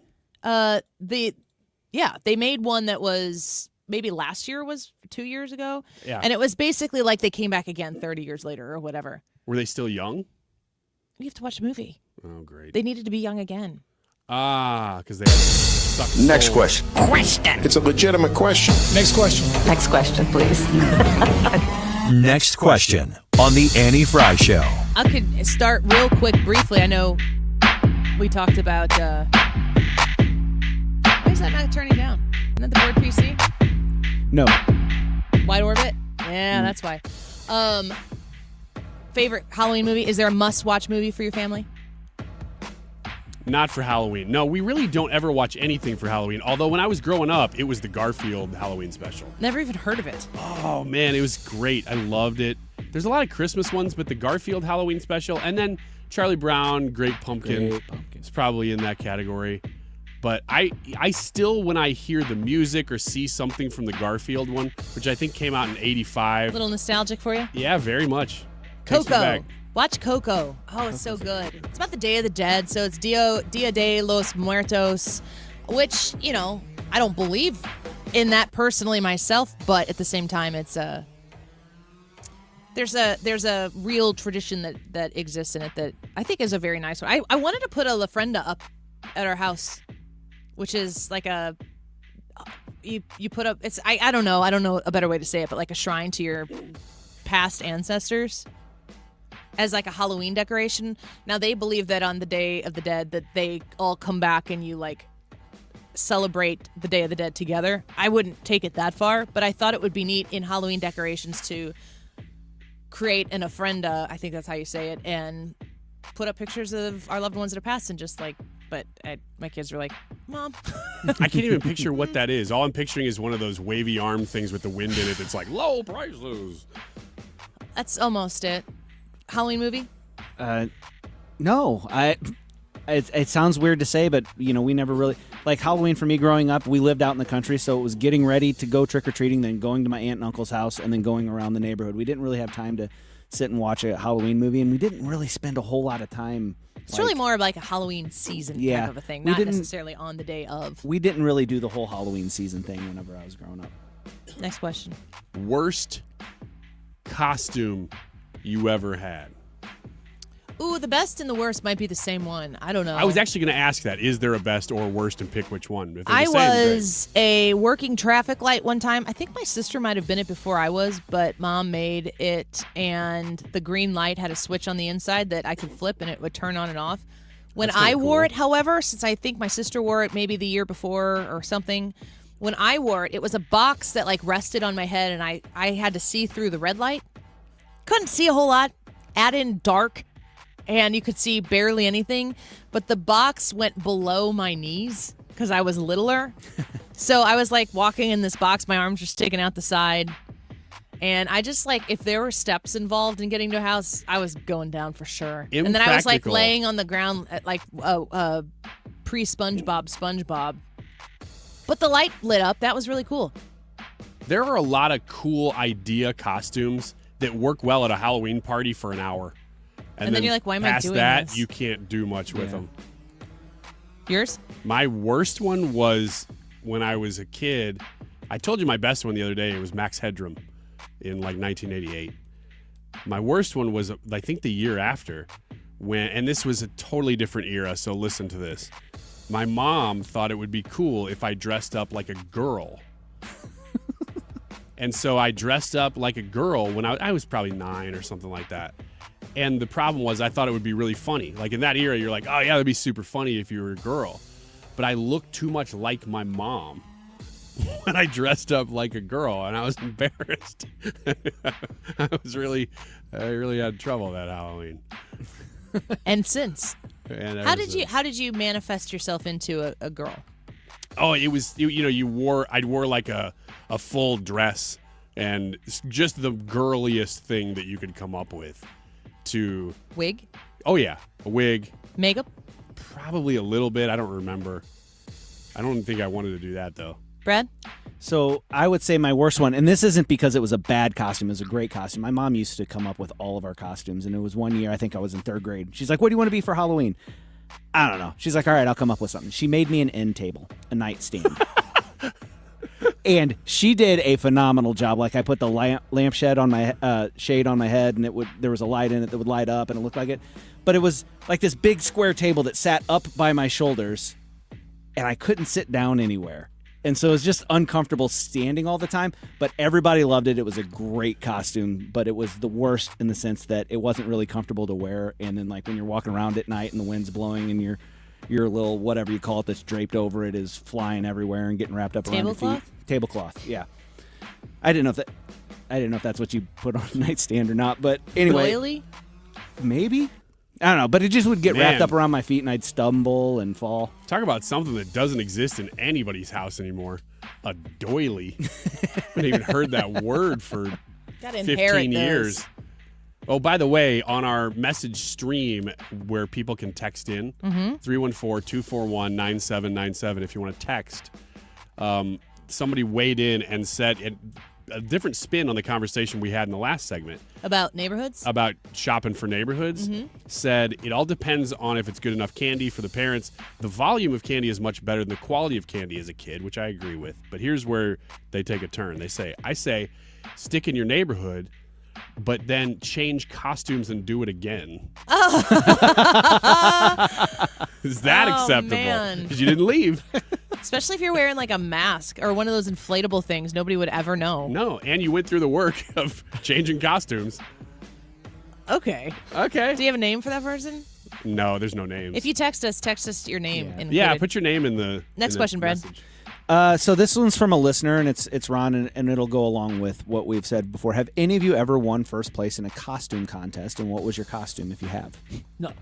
Nor have I participated in a costume contest. Yeah, I don't think I have either. We have a costume contest here every year, but we didn't this year, but in the past we've done our own things, but we tend to not do it on Halloween. Like this year, our party was yesterday, so we didn't have a costume. Yeah. And it's always during our show. And it's in the middle of the day. It's just hard for us to be able to participate, which is fine. So I have won a costume contest, and it was my kindergarten year. My school used to do a costume contest every year, and we'd have to parade in front of the judges. And again, my mom made the costume, and she would do me, my brother, and my sister as a theme. So we were the Wizard of Oz, and I was the Tin Man. Again, that was one of those costumes that I couldn't sit down in, but that was fine. And so we walked past the judging table, and one of the little girls that was next to me reached over because my costume had a little heart that if you opened the door, the heart would pop out because that's what the Tin Man wanted. He wanted a heart. And I won first place for kindergarten, and I got a nice, awesome 7-Up for that win. A 7-Up. Soda is one of the things we used to get when we were kids. It was cool to win. It was cool to get a soda trick-or-treating, but it was hard to carry because it made your bag heavy right away. Yeah. Did you get to drink soda as a kid? A little bit, not a ton. I don't remember a lot of restrictions on it, but there were some. Did you, Brad? Oh, yeah. Yeah. No restrictions? We just didn't have it in the house. So there were no restrictions on it. Like I wasn't ever forbidden of drinking it, but if it was there, I could drink it, but it just wasn't there all the time to drink. Well, if you have more questions for us, let us know. You can go to the Annie Fry YouTube live chat and leave your questions there. But how about some text questions? Do we want to take some questions on the text line now? Absolutely. That we're trying to screw around with this sucker? Sure. If you want to text us at 314-241-9797, you can ask us anything that you'd like to hear. And Ryan, those questions go directly to Ryan. Leave your name in the text when you send it if you would like us to mention your name on the air, and we'd be happy to ask it in the next segment. 314-241-9797 if you want to have us field your question in the next segment. Don't go away. We'll be right back. Hello! My name's I put a hell on you! Are you nearing retirement and don't know if you have enough money saved to retire? That is scary. Do you have a written retirement financial plan in place? Well, when it comes to retirement planning, the trusted team at Financial and Tax Architects are the best. They've helped people all over St. Louis retire with confidence. And that's what you want. You want to retire with confidence. Now, they offer a one-night, 2.5-hour adult education class called Retirement Planning 101. They hold these at colleges over the St. Louis area and in Illinois. No cost, no obligation, just learning. And at this class, you learn how to avoid costly mistakes, how to maximize your income, how to reduce taxes in retirement. So call them today, 314-888-5101, or visit fta-ria.com and take the first step toward a smarter retirement. 314-888-5101. I'm Kristen Press. And I'm Tobin Heath. We're World Cup winners, Olympians, and the hosts of The Recap Show. Every week, we sit down with the icons, disruptors, and game changers on the field and beyond it to talk victories, heartbreaks, and everything in between. We've built a space where athletes, change makers, and people creating the future of women's sports can show up and show off as their full, unapologetic selves. Follow and listen to The Recap Show wherever you get your podcasts. This is your chance to win a free basic handgun skills class from the Range St. Louis West. Mark Cox here, 14803 Manchester Road in Baldwin is where the range sits, and you got to go. This is ideal for beginners, expert instruction. They have it available in a women-only class if you're more comfortable. Normally, the class is $135. You can win right now, therangestl.com/971. Again, therangestl.com/971. Rhino Shield is far superior to even the best traditional exterior house paint. Rhino Shield is 8 to 10 times thicker than paint and comes with a 25-year transferable warranty. Rhino Shield is the only ceramic coating company that has been chosen by Disney, This Old House, and 3 times on HGTV's Curb Appeal, where every episode is concentrated on unpainted brick, bonds and seals to stucco, wood, hardy, block, color lock, masonite, and more. No better product for those steel aluminum-sided homes that have become, chalky and tired looking. We coat sloped and flat roofs to extend their lives too. After 15 years, we've got a great reputation and a superior product. As long as it's affordable, why wouldn't you do it? Before you make the costly mistake of painting with traditional paint, you'd be best served to call Rhino Shield today. We are the experts and our evaluations are free. 877-25-RHINO or 877-25rhino.com. Tell them, ladies. No paint, don't Rhino. Go Rhino Shield. Never paint your house again. Rhino Shield. Hey, just a reminder, if you want to text in your Ask Me Anything next question, 314-241-9797, 314-241-9797, and we will continue to monitor those as they come in. I see a few have come in as I refresh my page there, so let us know. It is 2:34. This time check is sponsored by Jerry Kelly Heating, Air Conditioning, Electrical, and Plumbing. It's time for a $98 furnace tune-up. JerryKelly.com. 25 years strong. 97.1 FM Talk. St. Louis Conservative.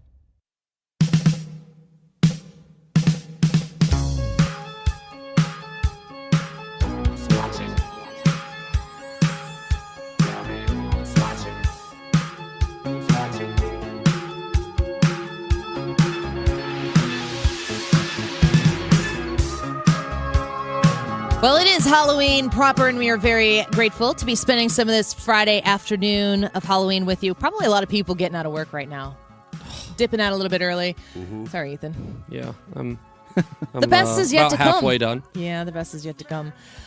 We've been talking a little next question here on the Annie Fry Show, and this is exciting. For the first time, we are doing Ask Us Anything questions, not just on the Annie Fry YouTube channel, but also on the text line. Ryan, how do people text us their questions right now? Text to 314-241-9797, 314-241-9797. All right.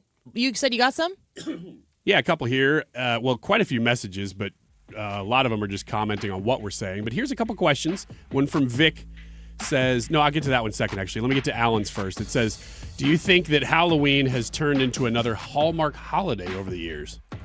How do we define, let's decide on what a Hallmark holiday is. It's basically driven by the commercial aspect more than the grassroots original intent. So in that instance, I'm wondering what the non-Hallmark part of Halloween is.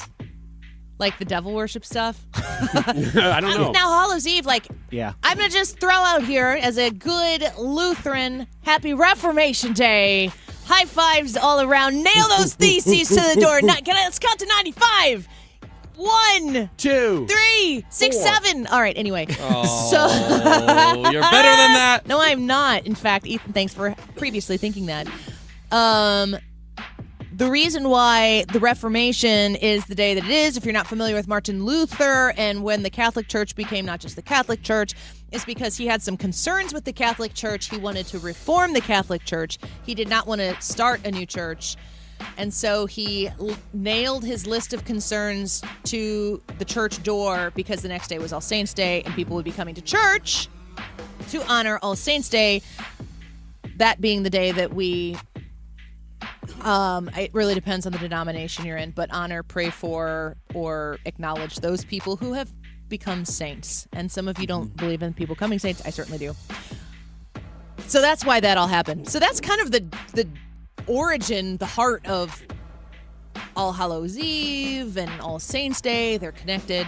So I think it's probably full-blown Hallmark holiday, but that's the only way that I really want to participate in it. I would say that it has gotten more commercial just because the amount that people spend on decorations now is so much more. Do you decorate for Halloween? Than they used to. No, we don't decorate Brad? for Halloween.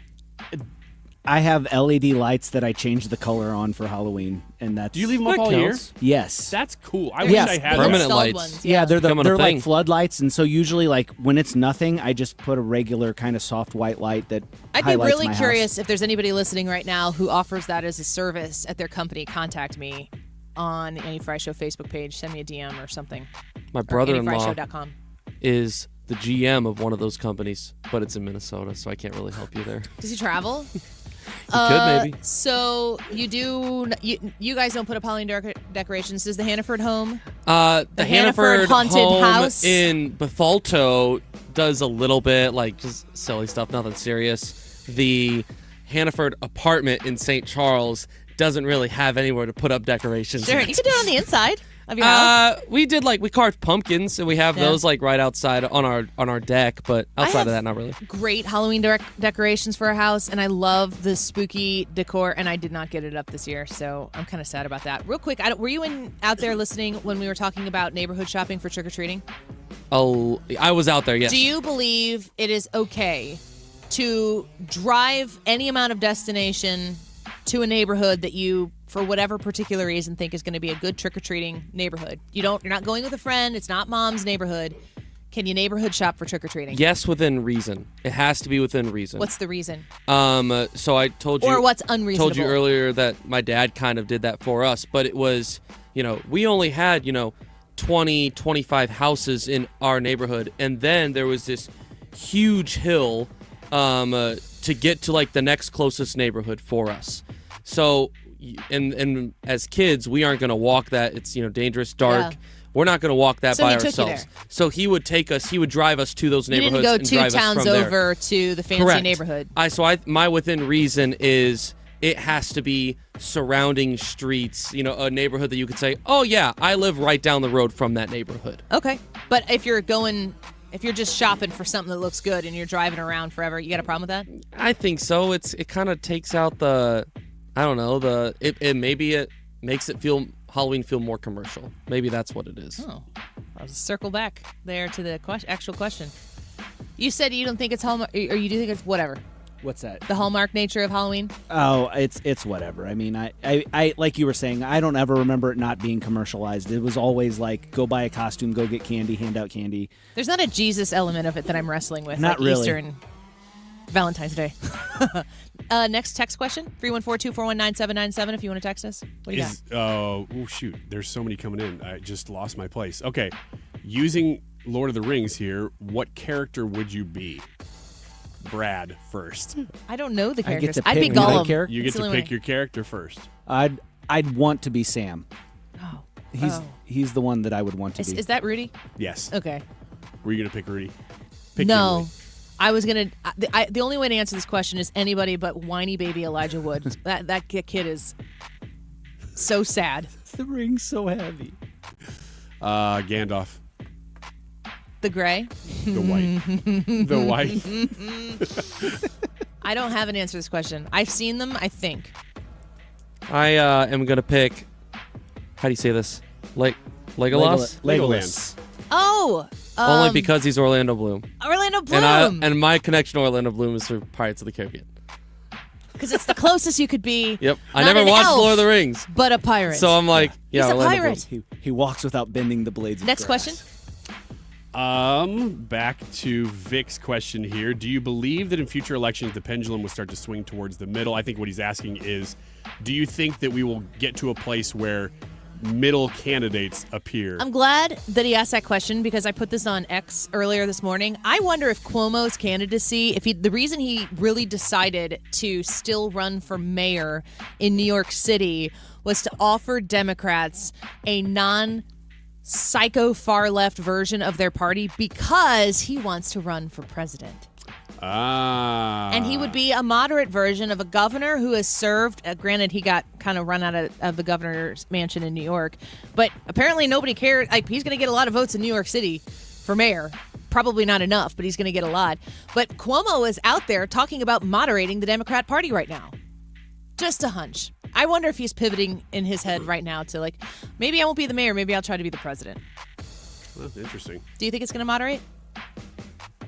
No, I don't. Not for a while. I think the left is going to keep being driven far left because the far left won't vote for a moderate. They just won't.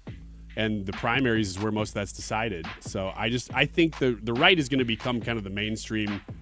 If you want to say middle, that would be it. That the right would be sort of this spectrum of. I think the left is going to have to, but the question is how long. How long will it take? What do you think, Brad? Yeah, I think that it'll moderate. I think that the Overton window is shifting back toward the center, and like Ryan was saying, the people on the right just keep pushing it right, and they seem sane compared to what some of the stuff on the left is, and people are more going to gravitate toward that. Next question from the YouTube channel from Info Dude. Ask me anything. Which character would you be? Rudy, Tooty, Fresh, or Fruity? Ryan? Let's Tooty. pick for Ryan. Chili cook-off yesterday. I don't need to know more.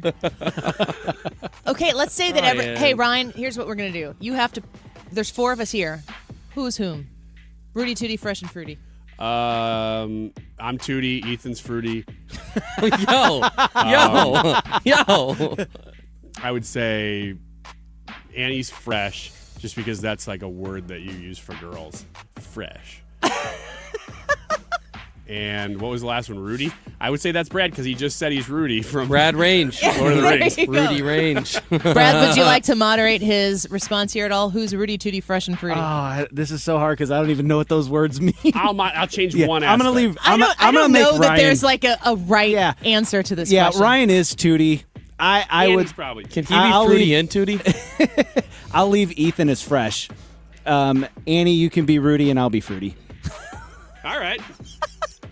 Taking one for the team there. Ethan's just, I don't care who is who, just make Annie Tooty in yours. You had yourself as I know, Tooty. but I want you to say Annie's Tooty. All right, Annie's Tooty. There you go. There you go. Ring the bell. You feel good How about that? How old are you? My goodness. Not old enough. Do we have time for another one? We'll do one. Let's do one more before we. Okay, I have one. Okay. What is the best candy to get in your trick-or-treat bag on Halloween? And you can't say like a king size. Size That's what I was matters. gonna say. Come Size on, does matter. let's be real here. Yeah. Size matters.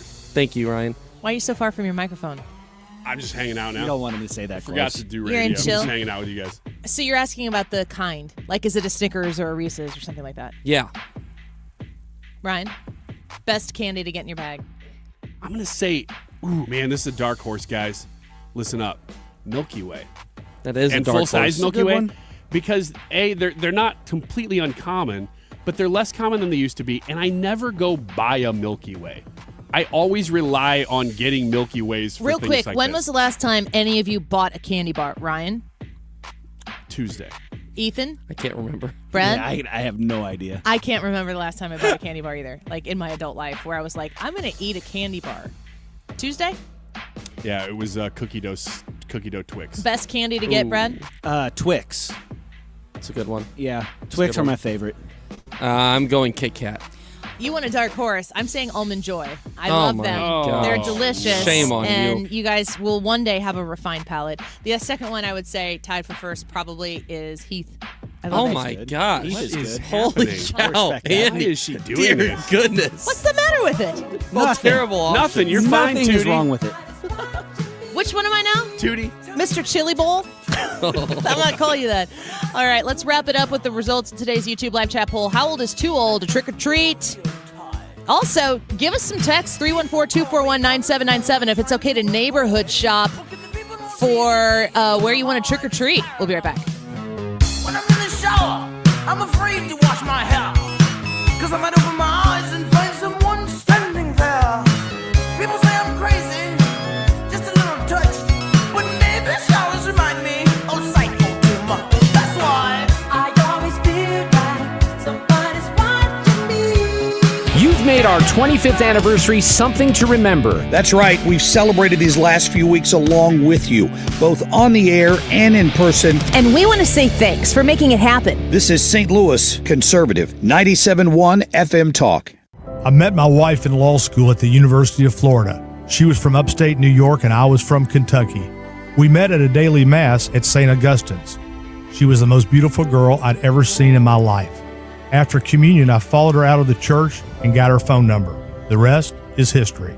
I'm John Morgan of Morgan & Morgan. Little did we know that one day we would have 4 children and the largest injury firm in the world. All 4 work in the business. It's a family business. Did I ever see this coming? Hell no. We just worked very hard and treated our clients like we would want to be treated, like family. It's a full-service injury firm, auto accidents, medical malpractice, workers' compensation, Social Security, and insurance disputes. We're open 24/7, 365 days a year. Visit forthepeople.com and we can get to work on your case. No recovery, no fee. Morgan & Morgan, for the people. Injured? Dial pound law or visit forthepeople.com for an office near you.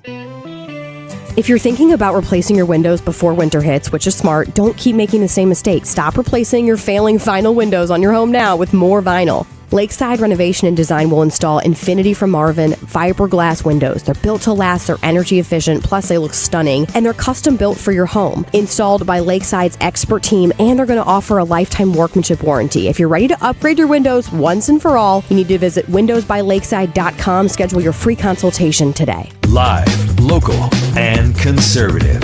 It's the Annie Fry Show. 97.1 FM Talk.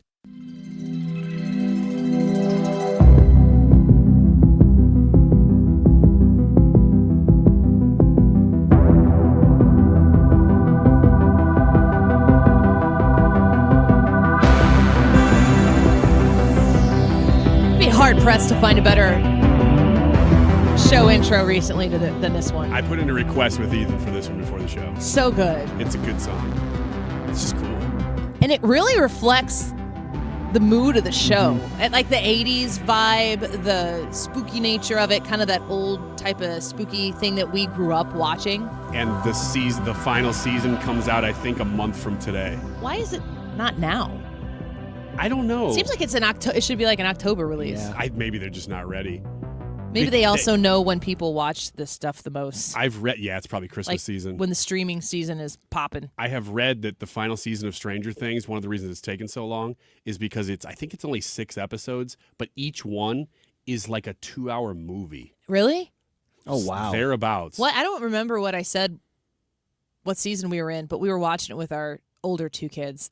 It's so difficult to watch these things with, like, there are shows that my husband and I will watch just the 2 of us because you obviously can't watch it with kids in the room. And then there's something like Stranger Things that my younger 2 probably don't need to be watching because it will just keep them up at night, and then they'll be in our bed and then there's The West Wing, which we watch all together still. But this funny thing about watching The West Wing with my family, Evelyn, my 9-year-old, is the one who asks to watch it the most. She's like, I love The West Wing. It's my favorite show. It really, truly is just when we watch The West Wing, that means everybody in our family is in the room at the same time at nighttime. That's what she wants. Because she falls asleep within 15 minutes of the show starting. We could watch 2 or 3 episodes, and she's conked out, and she didn't care. But she wants The West Wing to start. It's just like her comfort zone. What a weird memory that'll be. I know. Like, why, Mom, why did you have us watching that? I'm like, you just have to. It was family time. she'll go to it, and in her crisis mode, it's like, oh, I got to go back to the West Wing. What would Jed Bartlett do? You got any more questions from the text line? We've been trying to use the text line a little bit more, 314-241-9797. If you put that phone number into your phone right now, you can just save it as 97.1. When we open the phones, which we do from time to time, that's the number to call, but it's now also the number you can text us. I mean, these are sort of questions and comments all mixed together. Is it wrong to tell inappropriate jokes for treats? Like, what do hillbillies do on Halloween? They pumpkin. How about if Pete and Repeat were sitting on a bench and Pete fell off, who would be left? These are the kind of questions we're getting right now. But they did want to comment on the neighborhood to neighborhood thing.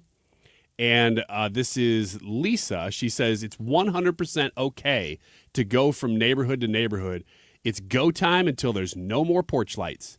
So it's as long as you're trick-or-treating during approved trick-or-treating time, you do you. And she adds, we understand more if your neighborhood isn't really safe. Because if you went as far as you could when you were kids, sometimes you'd get into the worst neighborhoods, I think she's implying there. So that's interesting. And she says, or a different person actually says, I agree with Annie, almond joys and Heaths all day. Yes, thank you. There's two That was sickos me. out there. I Good to know. texted the line. Yeah. Ooh, I should do that sometimes during the show. I'm going to send text. You could totally gaslight Ryan. Okay, we're going to start doing that. When we ask for text, I'm going to text one, and Ryan's going to have to figure out which one is for me. Can you see the phone numbers? That could be a new segment. I can see the phone number, but I can't see the name. So you'd have to put your name if you want it read. And now, is Annie texting this? Yeah, exactly. I don't know your number Are you off texting, Annie? Top of my head, though, so I wouldn't know it. Well, I'm sure it would be really difficult to find out. Yeah. Ethan, Halloween plans for tonight?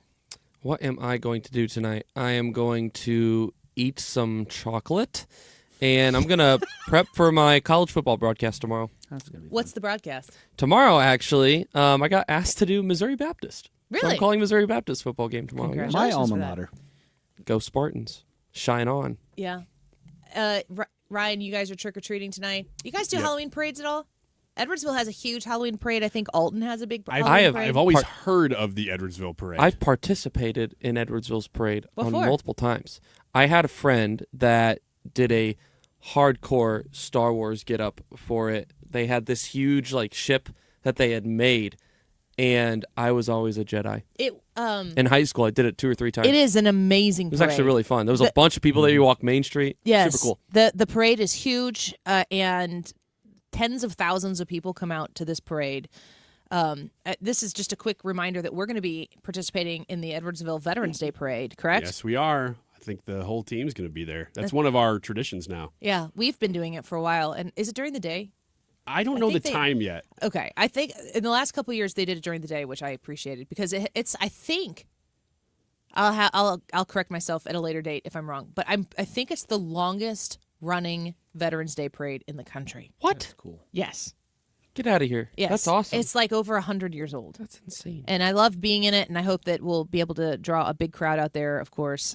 They line the streets. A lot of towns do that, lines the streets with the veterans that are from the community. Mm-hmm. And my grandpa has a banner out there, captain in the Army in World War II. I don't think I knew that. All the years we've done that, I've never heard you say that. That my grandpa was in the military? No, that there was one of the banners. Yeah, he was. Last year he was out in front of Cleveland Heath on Main Street, and this year I found him, and he's out by more towards. They have a new little whistle stop Route 66 little museum thing that's on the corner by where one of the middle schools is, and he's over there. And it's just it warms my heart to go out there and see that. That's really cool. That there's a grandpa, and that he's still being recognized for his service among people who are my age. Who are now on banners in the town. You want to give us the results to the YouTube live chat poll? I will gladly do that. The YouTube poll right for today now. Okay. is how old is too old to trick or treat? Teenager, high school, college, or never too old? Brad, your answer? Never too old. Just put in the effort. Okay, so Ryan, like a 40-year-old, could put in enough effort and you would give them candy. Yeah. Ryan? College is too old. College is too old? High school is still okay. High school is fine. College is too old. I'm going to say if you're in college, I don't care. I think never too old. I don't think you're ever too old, really. Just put in the effort, like Brad said. I'm with Brad on this one. I'm gonna say college for this. Thank you. 30% say teenager, 30% say high school, 17% say college, and 23% say never too old to trick or treat. divided. 234 votes on even today's split. YouTube live chat poll. Well, happy Halloween. Please have a very safe Halloween. I today dressed up as Christmas cheer. It's the Christmas season. It's here. I'm so excited. We're going to throw in some Christmas music. We'll be back with the Mark Reardon Show next. The offer St. Louis can't stop talking about has been held over due to appointment demand. Right now at Renewal by Anderson, buy any window or door and get the next one 50% off. Plus, for qualifying homeowners, enjoy 0 interest and no payments for 18 months. It's no wonder we were just named Best Window Retailer and Best Home Improvement Company by readers of the St. Louis Post-Dispatch. Renewal by Anderson is the full-service window and door replacement division of Anderson, a name you've trusted for more than 122 years. Our exclusive Fibrix frames are 200% stronger than vinyl, so they never warp, crack, or fade. That strength, paired with the nation's best warranty, is why Renewal by Anderson has the most 5-star reviews in St. Louis. And remember, Anderson products are proven to increase your home's value by at least 15%. Don't miss out. This held-over offer won't last long. Schedule your complimentary consultation today at rbastl.com or call 877-WINDOWS. That's 877-WINDOWS. Renewal by Anderson. Award-winning quality, stronger windows, smarter investment. The Retirement Advisory Group, a phone number to call them right now, 314-993-9494. Call Thomas Helbig, Bob Kershaw, Tammy Kershaw at 314-993-9494. Here's why you're going to want to make this phone call. First of all, you're going to be able to schedule a free retirement review. You're going to be able to have a meeting with them, and they're going to talk about you, and they're going to ask you questions about where you are, and they're going to tell you how they can help you build your own personalized structured income plan. They can show you how much income you're going to have in retirement and also how long your money is going to last. They have been helping their clients retire with confidence for almost 4 decades. Why not be the next person? Schedule your no-cost, no obligation retirement review by calling 314-993-9494. That's 314-993-9494. Reach out to the Retirement Advisory Group and tell them Annie said hello. Reach out to Thomas Helbig, Bob Kershaw, or Tammy Kershaw online at retirementkey.com. Why do the national tax resolution firms need the tiny fine print at the bottom of all their TV ads? Hi, this is Lance Drury with the Lance Drury Law Firm. You don't hear fast-talking disclaimers in our ads because the claims we make are 100% transparent. The Lance Drury Law Firm primarily focuses on one thing, IRS problems, and we're regulated by the Bar Association, and we have a AAA rating with the Better Business Bureau. IRS issues are serious legal issues. The Lance Drury Law Firm has helped thousands of clients navigate the best resolution plans, and we tell you up front exactly how much it'll cost. Tax resolution law is all we do. So before you send money to some out-of-town, high-pressure salesperson, give us a call at the Lance Drury Law Firm, located right here in St. Louis. Call today to schedule your free consultation with me, 314-260-6120, or visit LanceDruryLaw.com. The choice of a lawyer is an important decision and should not be based solely upon advertisements. KFTK FM Florida.